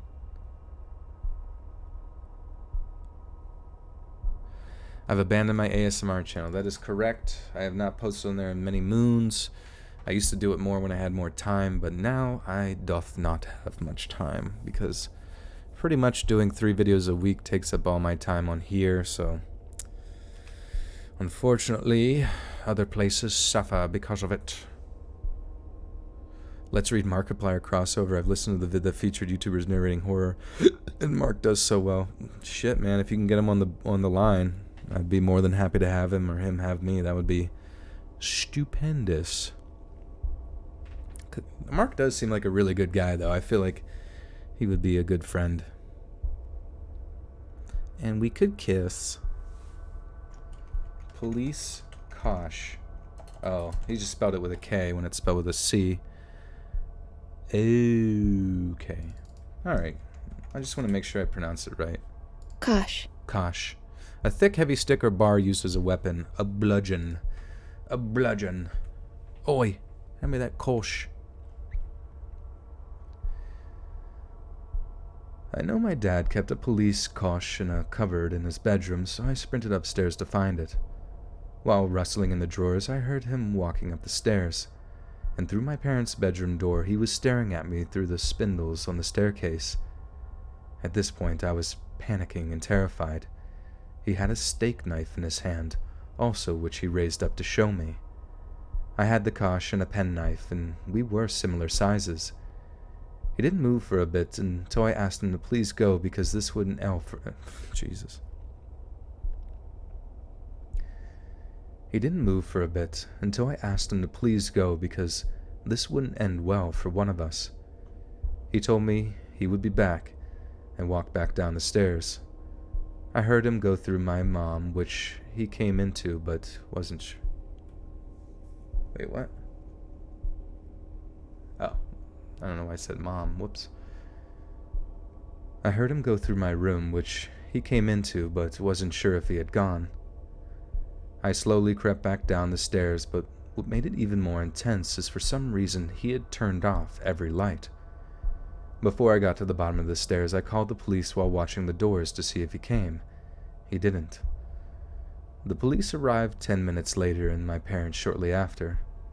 They searched the woods behind my house, and in the fence facing my house they found some used needles, gloves, and a huge roll of carpet and about 10 cigarette stumps all in the exact same place. They suggested he may have been watching me because, in the dark, he would have a perfect view of my well-lit room through the doors. They never found him, but I never till this day leave my back doors unlocked anymore.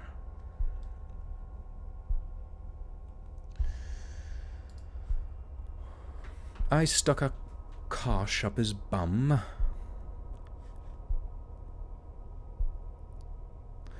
Yeah, I don't think they have guns in the old UK there.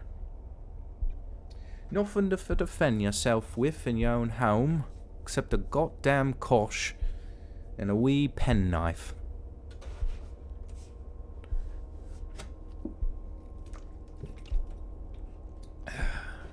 Sure does make you want to learn some MMA, doesn't it?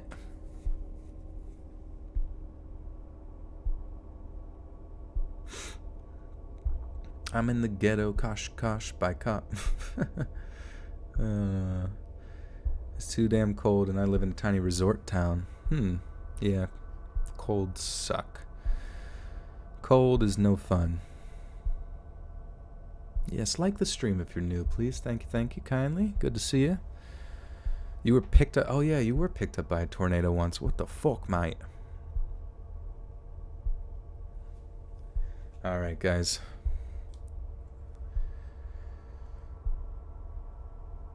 The background. In my formative years, I was frequently sent to stay at my grandparents' house, as both of my parents worked odd hours and struggled to take care of me during shifts.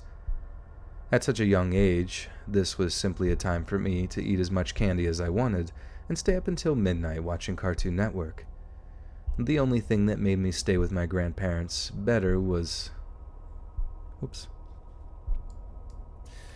Harley Belden with the 5 says, I work second at a hotel. There's about 40 people having a damn fight club right now above my head. I've heard a good 5 bodies drop in the last 10 minutes. Jesus Christ. Is that a common occurrence? They just like, we need a room for the night. Fight club. I guess I wouldn't argue as long as no one died. That's crazy. The only thing that made my stay with my grandparents better was when my cousin Carly was also staying with them. My grandparents lived in a house that bordered a major highway, and as such had a large brick sound barrier between the main road and the alley that ran behind the houses. This sound wall...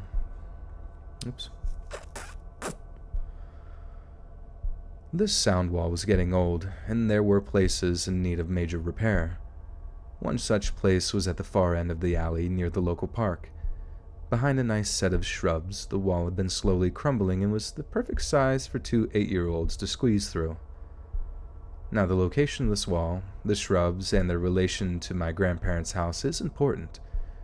The shrub itself covered the crack in the wall perfectly from the road. You couldn't see the crack until you stepped behind the shrub and bent down, due to how low it was to the ground. The wall itself was at the far end of the alley, of which my grandparents' house was second or third at the start of the alley. According to Google Maps, the alley is about 1,000 feet long from house to crack. Once you reach the cracked wall, the alley turns left and continues for another 500 feet until it dumps out into the main street. Carly and I like to walk along the alley with a bag of cookies, slip under the crack, and walk to the other side of the road to play at the playground. This being the 90s, we had no adult supervision beyond us vaguely shouting to our grandparents that we were headed to the park. On this occasion, however, Grandma was out at the store and Grandpa was gone to some church event. Now, they hadn't told us we could leave the house, but they also hadn't told us we had to stay inside either, if you catch my drift. The past few days that Carly and I had gone to the park, there were always people there due to it being a weekend. As it was full of people those days, I don't remember this detail, but Carly told me a few years ago that she remembers seeing the same gray van parked alone at the park the 2 days in a row. On this Monday, however, the park was deserted. Carly and I were having a blast, swinging and sliding with no kids to get in our way. We were so preoccupied that neither of us remember seeing a charcoal gray Dodge Grand Caravan pull up and park in the parking lot. After a little while, Carly pulls me down the playground into one of the plastic tunnels. Shit. That was pretty fun back in the day, man. Just like chilling in parks and fucking laying in plastic tunnels and weird shit like that. I used to really enjoy when I would find a cool little nook where I could play with my toys. Almost as if that little area, whatever it was, whether it was like a crumbled wall or some sort of backyard scenic section, perhaps even like an area of a tree and tree's roots that have been kind of eroded, and I almost felt as if the roots created sort of a maybe a bit of a bridge or overhang for certain things. And I don't know, I just felt like you had a lot of personal introspection whenever you were just close sitting in the dirt. When you're a kid sitting in the dirt, them's was the days. Fark in the parking lot. Oh, yes, Fry. Here comes the van. All right. After a little while, Carly pulls me down the playground into one of the plastic tunnels and tells me to be quiet. "Chris, I think that guy in the van is watching us," she told me. "He's been there on his phone for a while now." I'm not so subtly peeking my head out of the tube and see the man staring right back at me, as if he knew exactly where we were hiding. He indeed had some kind of phone to his head and was talking at a rapid pace. Carly and I decided we would get out, swing some more, so as not to seem suspicious, obviously, and then head home at a brisk walk. I reasoned with Carly that he wouldn't follow if he didn't think we were running from him. Solid logic, I know. Looking back, I realize now just how dangerous of a situation we were in. The situation started to get much worse when the man hung up his phone and got out of the van. We stepped out of sight to the driver's side sliding door and we saw him open it up. I got my very first bad feeling of the afternoon and basically whisper shouted to Carly, "We need to go now." We pop off the swings and as close to a dead sprint as we can and left out back. Oh. We pop off the swings and come to as close to a dead sprint as we can and left our basketball and cookies right where they were. As we reach the park fence, we hear the sliding door slam and the driver door close shortly after that. We looked back to see the van sliding out of its parking space, and we bolted across the road. Carly started to shimmy into the crack behind the shrub, but I was watching the van. Instead of coming down the road we ran across, the van drove straight and disappeared from view. This is when my second very bad feeling kicked in. I grabbed Carly's shirt and pulled her back, telling her we needed to go another way. We both start walking down the main highway, cars whizzing by on the other side of the sound wall. As we reach the end of the wall and start to turn into the subdivision, we catch ourselves when the gray Dodge pulled out of the alley and turned down the street in front of my grandparents' house. We give the van a good 5 count and then sprint the alley to make it and... Whoops. Sorry, someone just drove by in a super cool car with a cool engine. And it messed up my recording like a cool guy. This is why you don't sneak out as kids. True. But I guess it's all part of the fun, you know. You get a little story to tell later. You share it and you get to hear it on Let's Read's channel, you know what I mean? Definitely worth it. Oh me, oh my.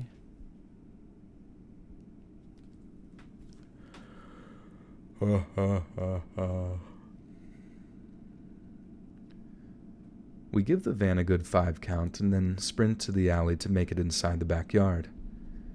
At this point, we bolt inside, lock every single lock we can find, and both grab kitchen knives and head to the living room.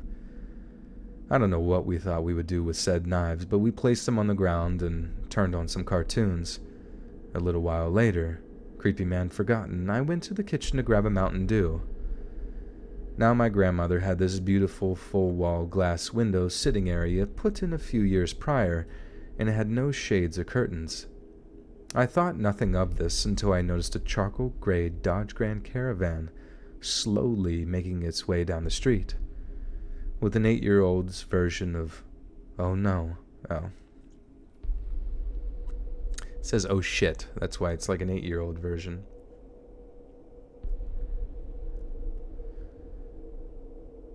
With my 8-year-old reaction, I scream out and jump back and ran to the living room to tell Carly what I'd seen. We both proceed back to the kitchen, like the little dumb idiots we were, and peered over the ledge of the sitting area. The Dodge was stopped right in front of the house, and the man was staring right back at us.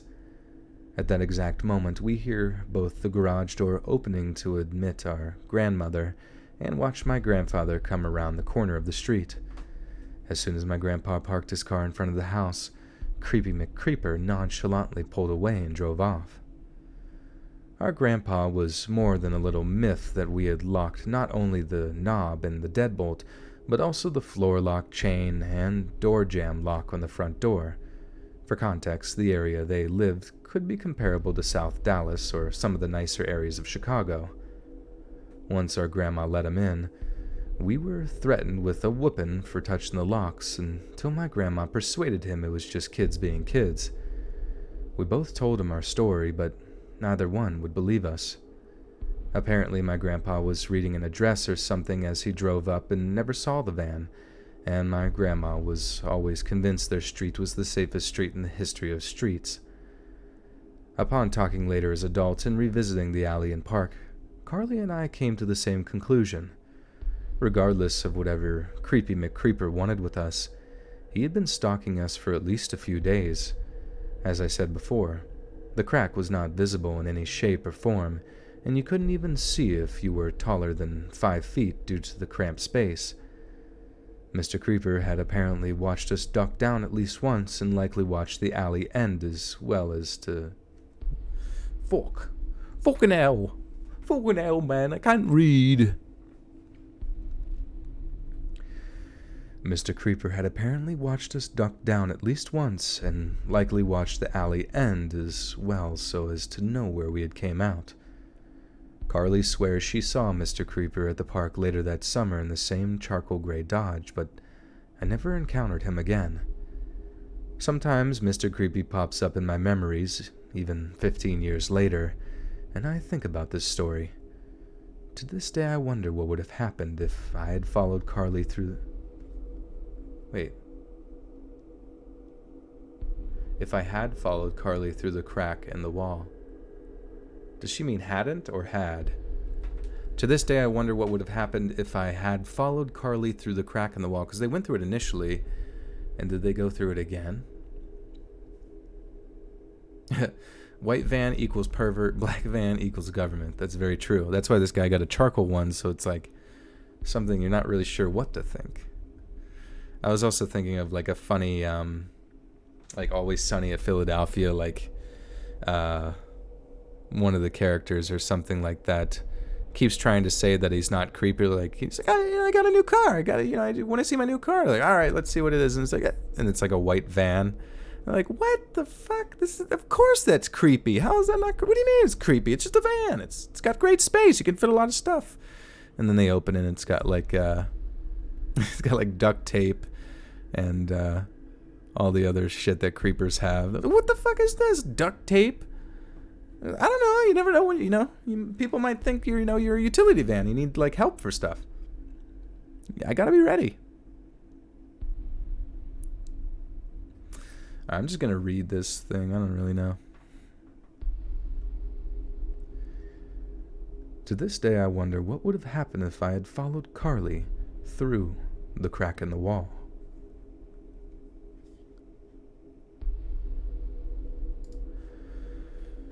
Okay, ladies and gents of the stream. Do you care if I go to the bathroom real quick? Will you guys re-inscree if I leave for 3 seconds to go take a whizzle? Take a tinkle.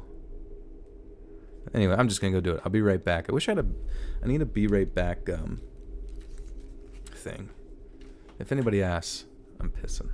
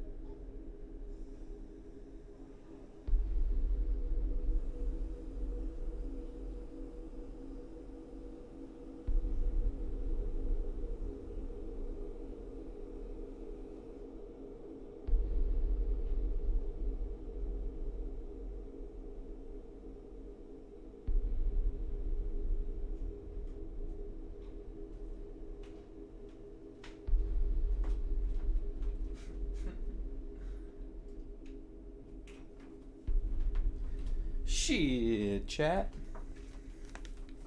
What's good, y'all? Do I sit with it when I pee? That's a great question.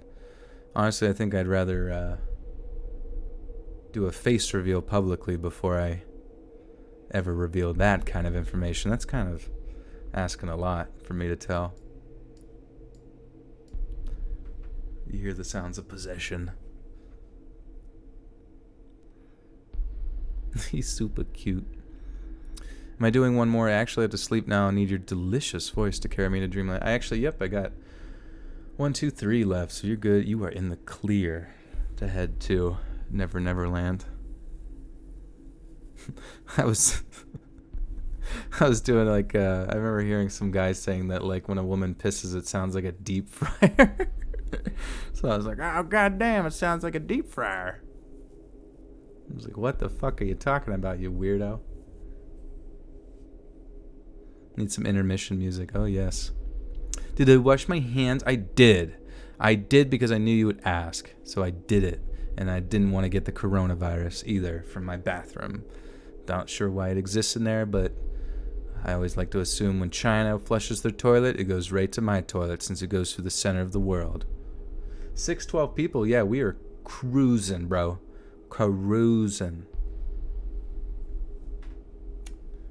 For a baroozing.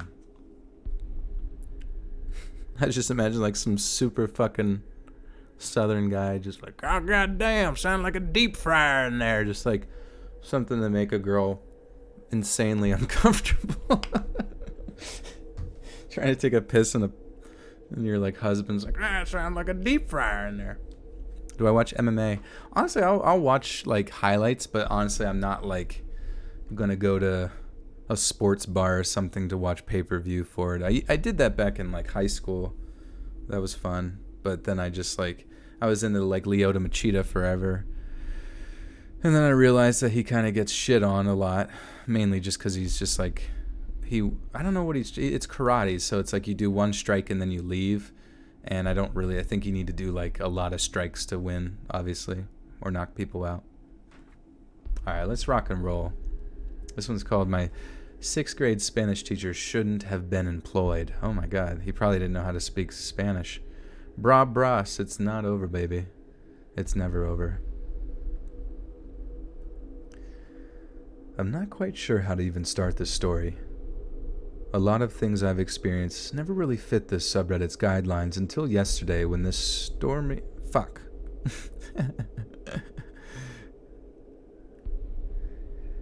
A lot of things I've experienced never really fit this subreddit's guidelines until yesterday when this story wormed its way into my head again. This story happened when I started a new school in the middle of 6th grade. I'm 19 now. This was technically my first middle school, and for many, many reasons, I transferred out, and this definitely didn't help. About halfway through, I was switched into Spanish to finish out the year. I had almost had a foreign language class, so I thought it'd be a pretty easy grade to end with. Whoops. I don't think anybody's been counting mistakes. I haven't seen any. If it's 24, that's pretty damn good for as far as we made it.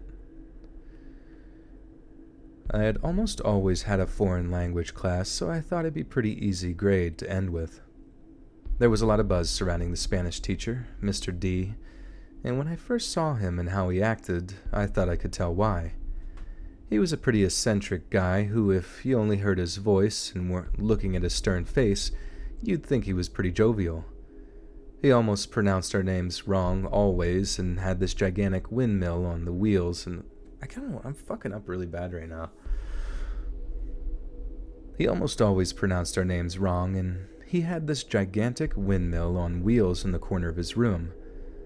The windmill reminded me that I'd actually heard about this teacher from an older boy called Jay in my Sunday school class. Weird how things can change so much in a number of years. I remember telling him I was going to a school. My mom and I had run away in the middle of my 6th grade year, and I would start at my new school after Christmas break ended. It was nice to know that I had at least a couple of people that I knew, so I asked if he could tell me about the school or if he had any advice. Jay had told me that if I ever got Mr. D to transfer out immediately. It sounded a little bit dramatic, but as we got more acquainted with Mr. D, so too did he get more acquainted with us. One thing that always made us all uncomfortable was how he would rub chapstick on his lips fairly aggressively for like a minute, which was definitely made worse when he'd stand with one leg resting on something and his crotch leaning forward. Sure, it was pretty uncomfortable, but not the worst thing in the world, just a bit odd. Have you ever seen a woman with her boobs resting on a desk? Sometimes it's on purpose, and sometimes it's an accident, especially when you're short and sitting down. Mr. D started to do this, but with his wang. He'd stand close to the desk to look at their work, but his bulge would be laying on their desk. He wasn't desk dick height. Jesus Christ. Desk dick height. Is that desk dick height, though? Question? He wasn't desk wiener height either, so he stretched a little to do it, but given how strange he already seemed to be, I brushed it off as him not being self-aware. I just feel bad for the first row. What?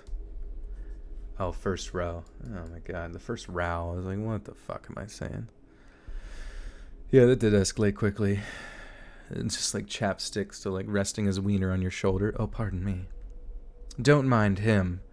He's just my desk dick. He will be checking your homework tonight. He will be proctoring the exam. Giving a proctology exam as well. I just feel bad for the first row. Flash forward, and all of his idiosyncrasies seemed to be more prominent as the days marched on. I remember once he even answered his phone and carried the conversation on a bit before stepping out of class. I should note he wasn't a great teacher. He wasn't even a good teacher. English obviously wasn't his first language, which was fine because he was there to teach Spanish. Unfortunately, he didn't speak Spanish either. He'd always use the school PC to pull up Spanish videos on YouTube for us and would mindlessly stare at his personal laptop. Like I say, a pretty easy class. I just feel bad for the other students who didn't already know certain things when tests came. We walked in one day, and on my desk, the chair in front of me, and the desk in front of mine, there was a semi-straight line of off-white liquid. It was mainly on my desk and thinned out across the chair and desk in front. Mr. D came over, not quite fast enough as the kind behind... Jesus, fuck, I keep messing up. Yeah, I think my mind just, like, starts to fucking suck dick. I can't, like... I don't know, I just, like, can't maintain, like, that fluidity, if you know what I mean. I just, like start to, like, words start to blend together, and I'm just... My brain starts to just majorly fart. Shit. Alright, let's go. About a week after that, I came into my English class... Wait, fuck. God fucking damn it. Where the fuck am I? Mr. D and his big old D... okay, came over, not quite as fast as the kid behind me, asked... Jesus Christ, semi-straight off-white liquid. Guys, what do you think this off-white liquid is? Is it whiteboard fluid? Is it milk? Is somebody spilled a milk? Mr. D came over, not quite fast enough as the kid behind me asked me what it was. All we got was nothing, as he very quickly wiped it away with his hand and rubbed it on his pants.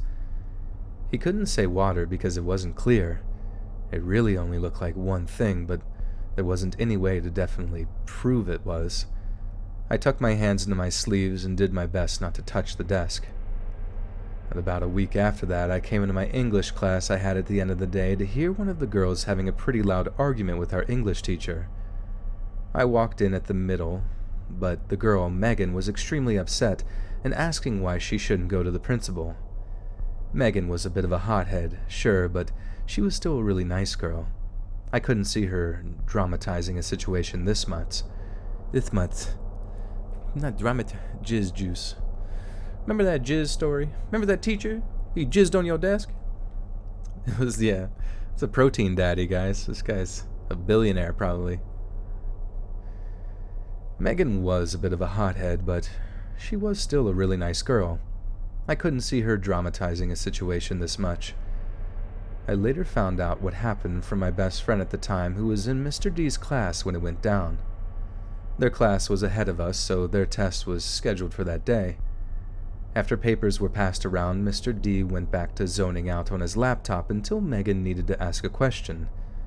She had her hand up for ages, and he never noticed, so she went over to where he was and freaked out on him. He was watching adult films with the sound off on the laptop he always brought with him and gave all his attention to.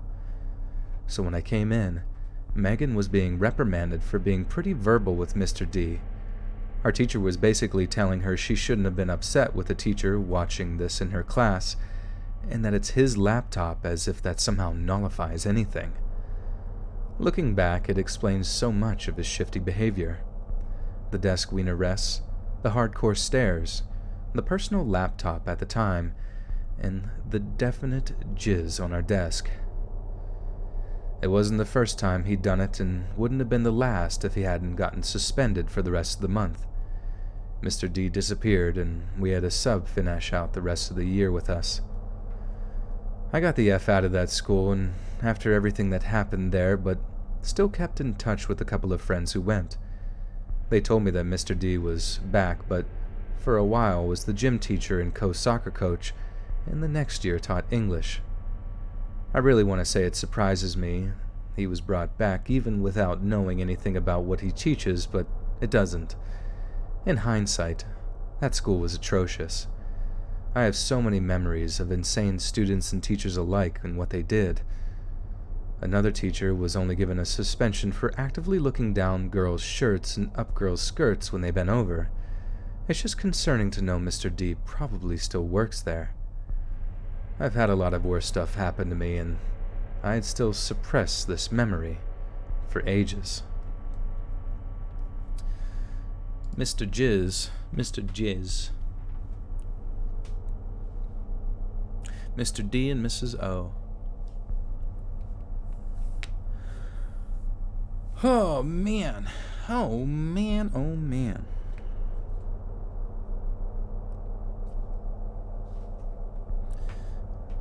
That is kind of weird. You think? I mean, I guess teachers, maybe they like look out for each other if they're like co-perverts or something like that.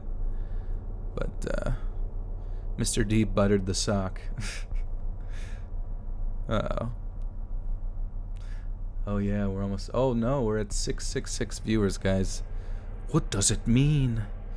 What does it mean? Yo quiero. Whipped that D. Alright. Enough talk of these cinnamon rolls, and let's get to focusing.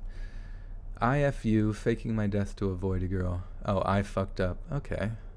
Nice. That's interesting. You didn't do like the today I fucked up. Maybe it didn't happen in that day.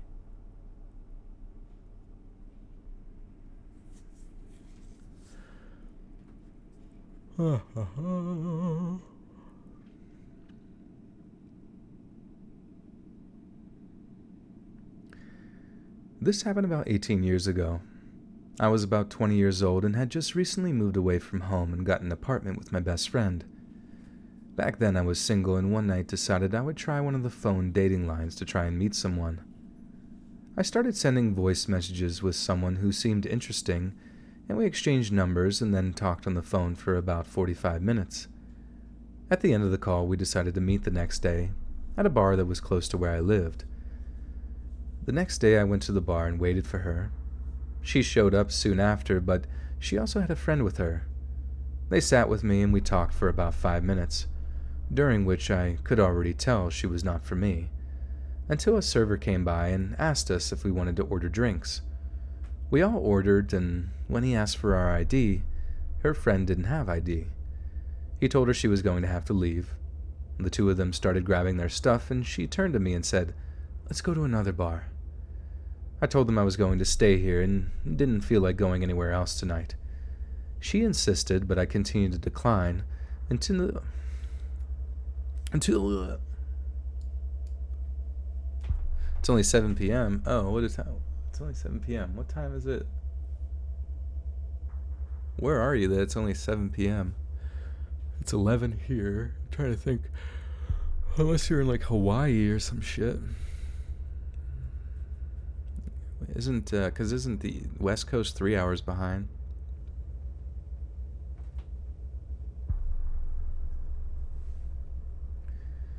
She insisted, but I continued to decline until the server made it clear they needed to leave right away.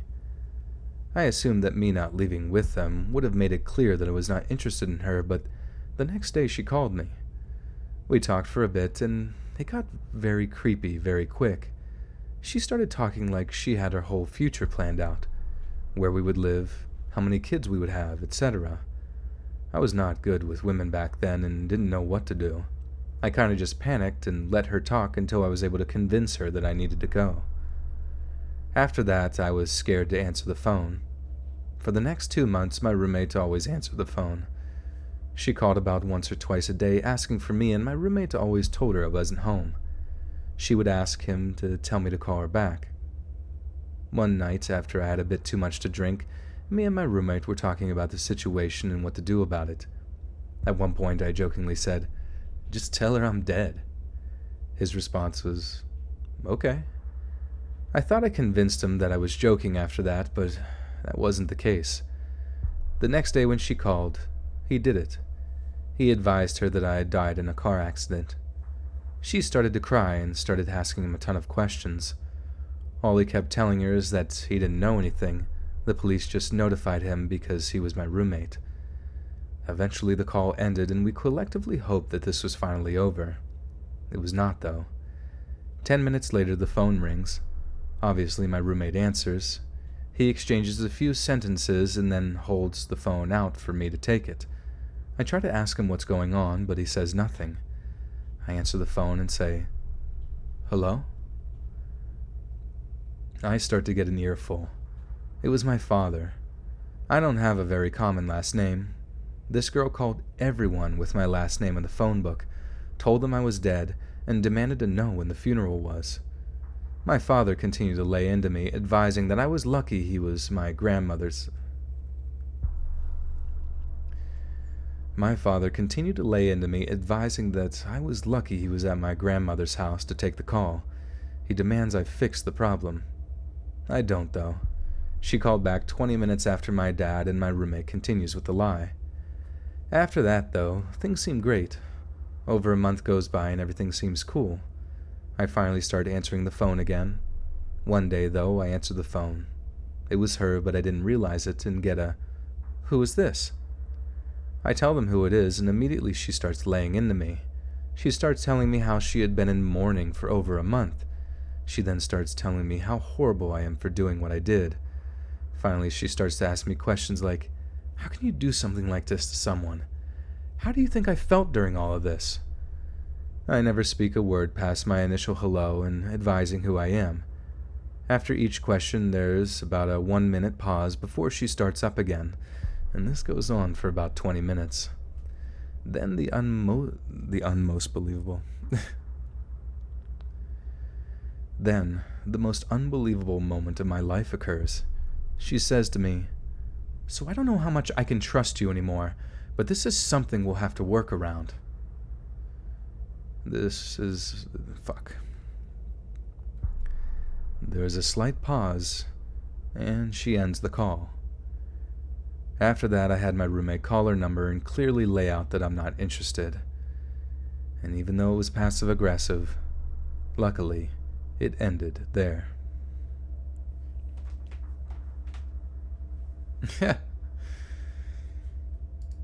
I feel like it's a bit extreme. Especially, I don't really know what happened at the bar that would have warranted telling her that you're dead, but people are so afraid of like breaking up with people even if they're not even dating that like they make up some wild ass shit.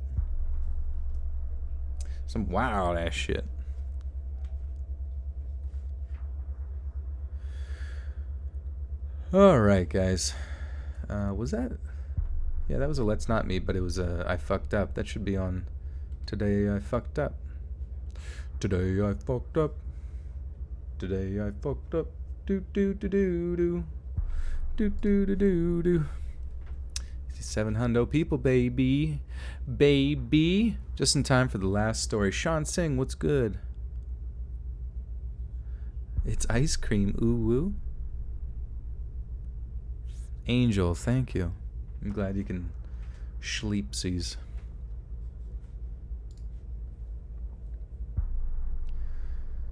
So I am originally from Texas, but for college, I had decided to move to Paris since I'm half French and I've always had a French education. I moved into Paris about 3 years ago. I live in a pretty normal neighborhood and in a normal, secured building. So what I'm about to tell you happened 2 years ago. I was chilling in my apartment and I was doing anything...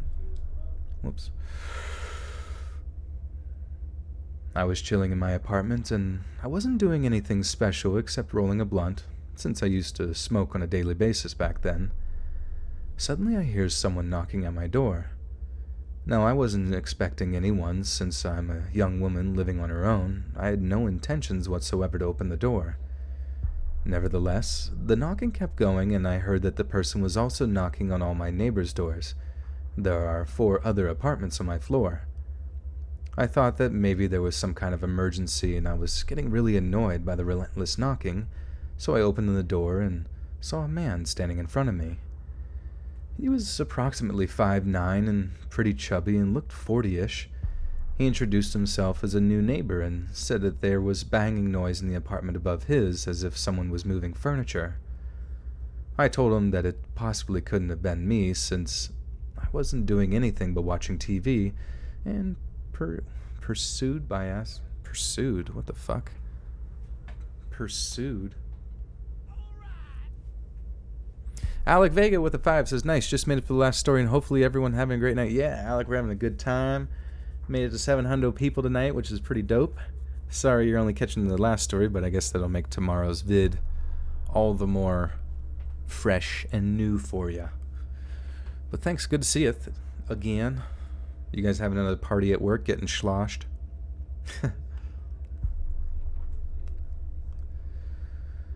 Pursued by asking. I told him that it possibly couldn't have been me since I wasn't doing anything but watching television, and followed by asking in which apartment does he live in. He said that he was in the one under mine, and told me that he was a handyman and that if I needed anything, I should feel free to knock on his door. I thanked him and closed the door and kept on going on with my day. The following months, I kept seeing him around nearly every day, but it wasn't weird or anything. One day, on my way up to my apartment, I crossed paths with him. After a small talk, he told me that there were many flooding problems in the apartments and that he needed to check mine. Again, being a woman living on her own, there was absolutely no way that I was going to let a stranger in. I politely told him that I'll call my landlord if I have an issue. The guy gave me a weird look and told me, "No, I have to look in your apartment." And it rubbed me off the wrong way because of the tone of his voice. He insisted again, and to cut the conversation short, I told him that we'll work this out another day because I'm exhausted. The following days, every time I crossed his path, he kept asking me when he would come in and check the drainage system of the Oh my god. I wish I could maintain my same level of, mental clarity throughout the whole fucking thing, but I honestly wonder when I read if I actually exhaust energy that exists in my brain hole. You know what I mean? Because sometimes when I read in real life, I actually start to get really tired, and that's probably why I don't read a whole lot. But it's kind of stupid, because some people can just read a whole fucking Harry Potter book in one sitting, and I read one chapter and holy shit, that's good for me, and I pass out. Alec Vega with the 2 says, lol, I have our boss joining us, so maybe not. that would be tough. Thank you for the 2. And Huskies 215 with the 10 says, love your videos, have a good night. Thank you, Huskies. Gracias. Yeah, I don't know if this girl's full on French, but she said, rub me off the wrong way. Yeah, it's pretty funny. He rubbed me off the wrong way. I also have a wiener. Alright, the following days, across his path, my neighbors told me that it was a normal bunch of plumbers. At this point, I got really angry. Okay, I'm going to restart here. At this point, I got really angry. I told him that there was no need, and even though my apartment ran out of water for 2 days, my neighbor told me that it was normal since a bunch of plumbers had cut off the water in the building while trying to locate which apartment pipes were causing the flooding. Now, if there is an issue, my landlord will call me. After saying that, I walked away. I was so sick of this nonsense that I actively started to avoid him. The only way that I knew I could freely walk out of my apartment without crossing paths with him was by checking if he was home or not. I had a pretty terrible technique that consisted of me leaning out of my window so I could see his kitchen. If the lights are on, he's home. Obviously, this wasn't super effective since no one turns the kitchen lights on in broad daylight, but that was really my only way of knowing. Now, skipping to this year, I'd never seen this guy again, but I knew he still lived here since I still noticed the lights of his kitchen going on and off and the kitchen furniture hadn't changed. Fast forward to last month, I got into the elevator with a guy living in the building.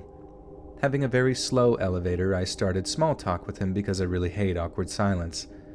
I saw he pressed the 4th floor button, and I asked for how long he had lived in the building, and he said it had been 5 years, and then we changed subjects. Finally, the elevators stopped at the 4th floor, and I saw him going to the apartment right under mine.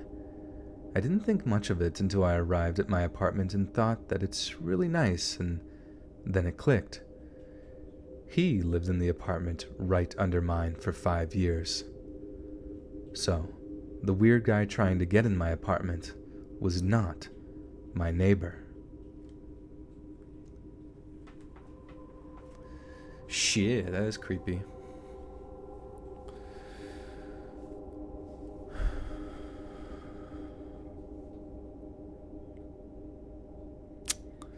What do you guys... Well, guys, shit, that was the last story, but we're going to do an outro here, so let me know what you want me to say at the end that, you know, might get featured in at the end of the video, and you'll get to have a little giggle, a wee bit of a giggle, a wee bit of a poke and a nudge, a bit of a poke.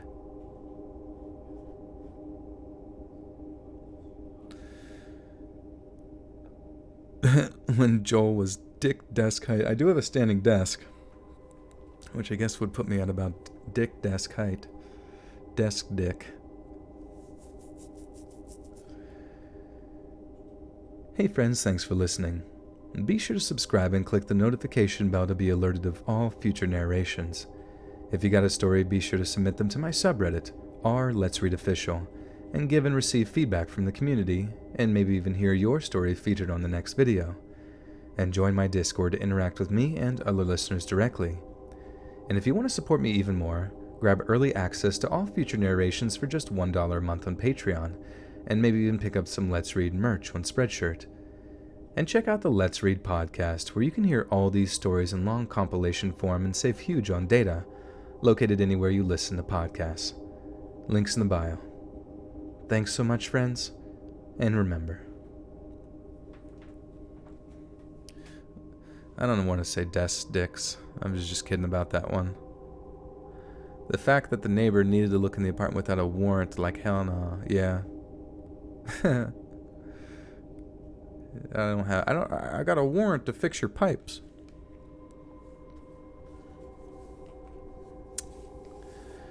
Zom says, I just want to say I'm happy to have caught your stream. Found out I have cysts and makes super anxious and worried. Wanted to say thank you for absolutely helping distract. You're welcome, Zom. I'm so sorry to hear that, but I really hope that everything, all the treatment and all that kind of stuff goes well. We'll be thinking about you. Oh yeah, the Discord. I don't have it open right now. I'm not sure if Jamie is here, but it should be linked down below. An invite that I don't think should expire.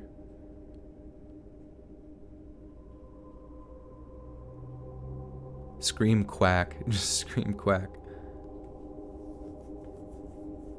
Remember, there's a ghost in my sink. Alright, yeah. That's a good one, Brob. Thank you, Brobert.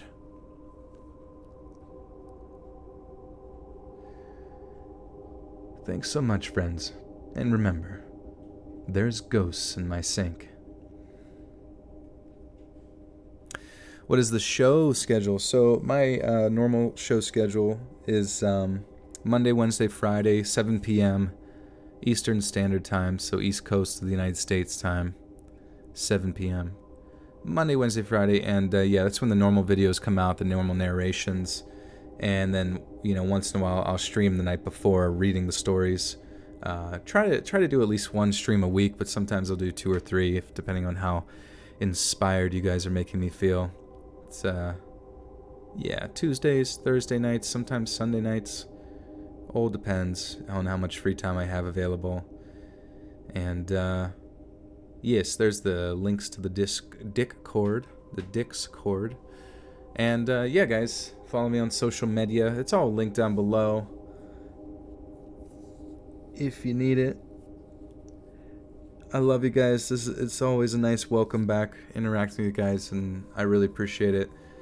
Keep an eye out for the video. This audio will first get edited and put up on Patreon. It's only $1 a month if you haven't follow it over there. If you really need to get the audio as quick as possible, it's only $1, so definitely worth it to download. And then, there'll be a new podcast next Monday. Do that every other week. Follow the podcast on Spotify, Apple iTunes, and wherever you listen to podcasts. It should be good to go. If not, maybe we can talk to my podcast distributor and figure out if we can get on that particular podcast service. All depends, but love you guys so much. Really appreciate how ballin' y'all are. You're all a bunch of sugar daddies.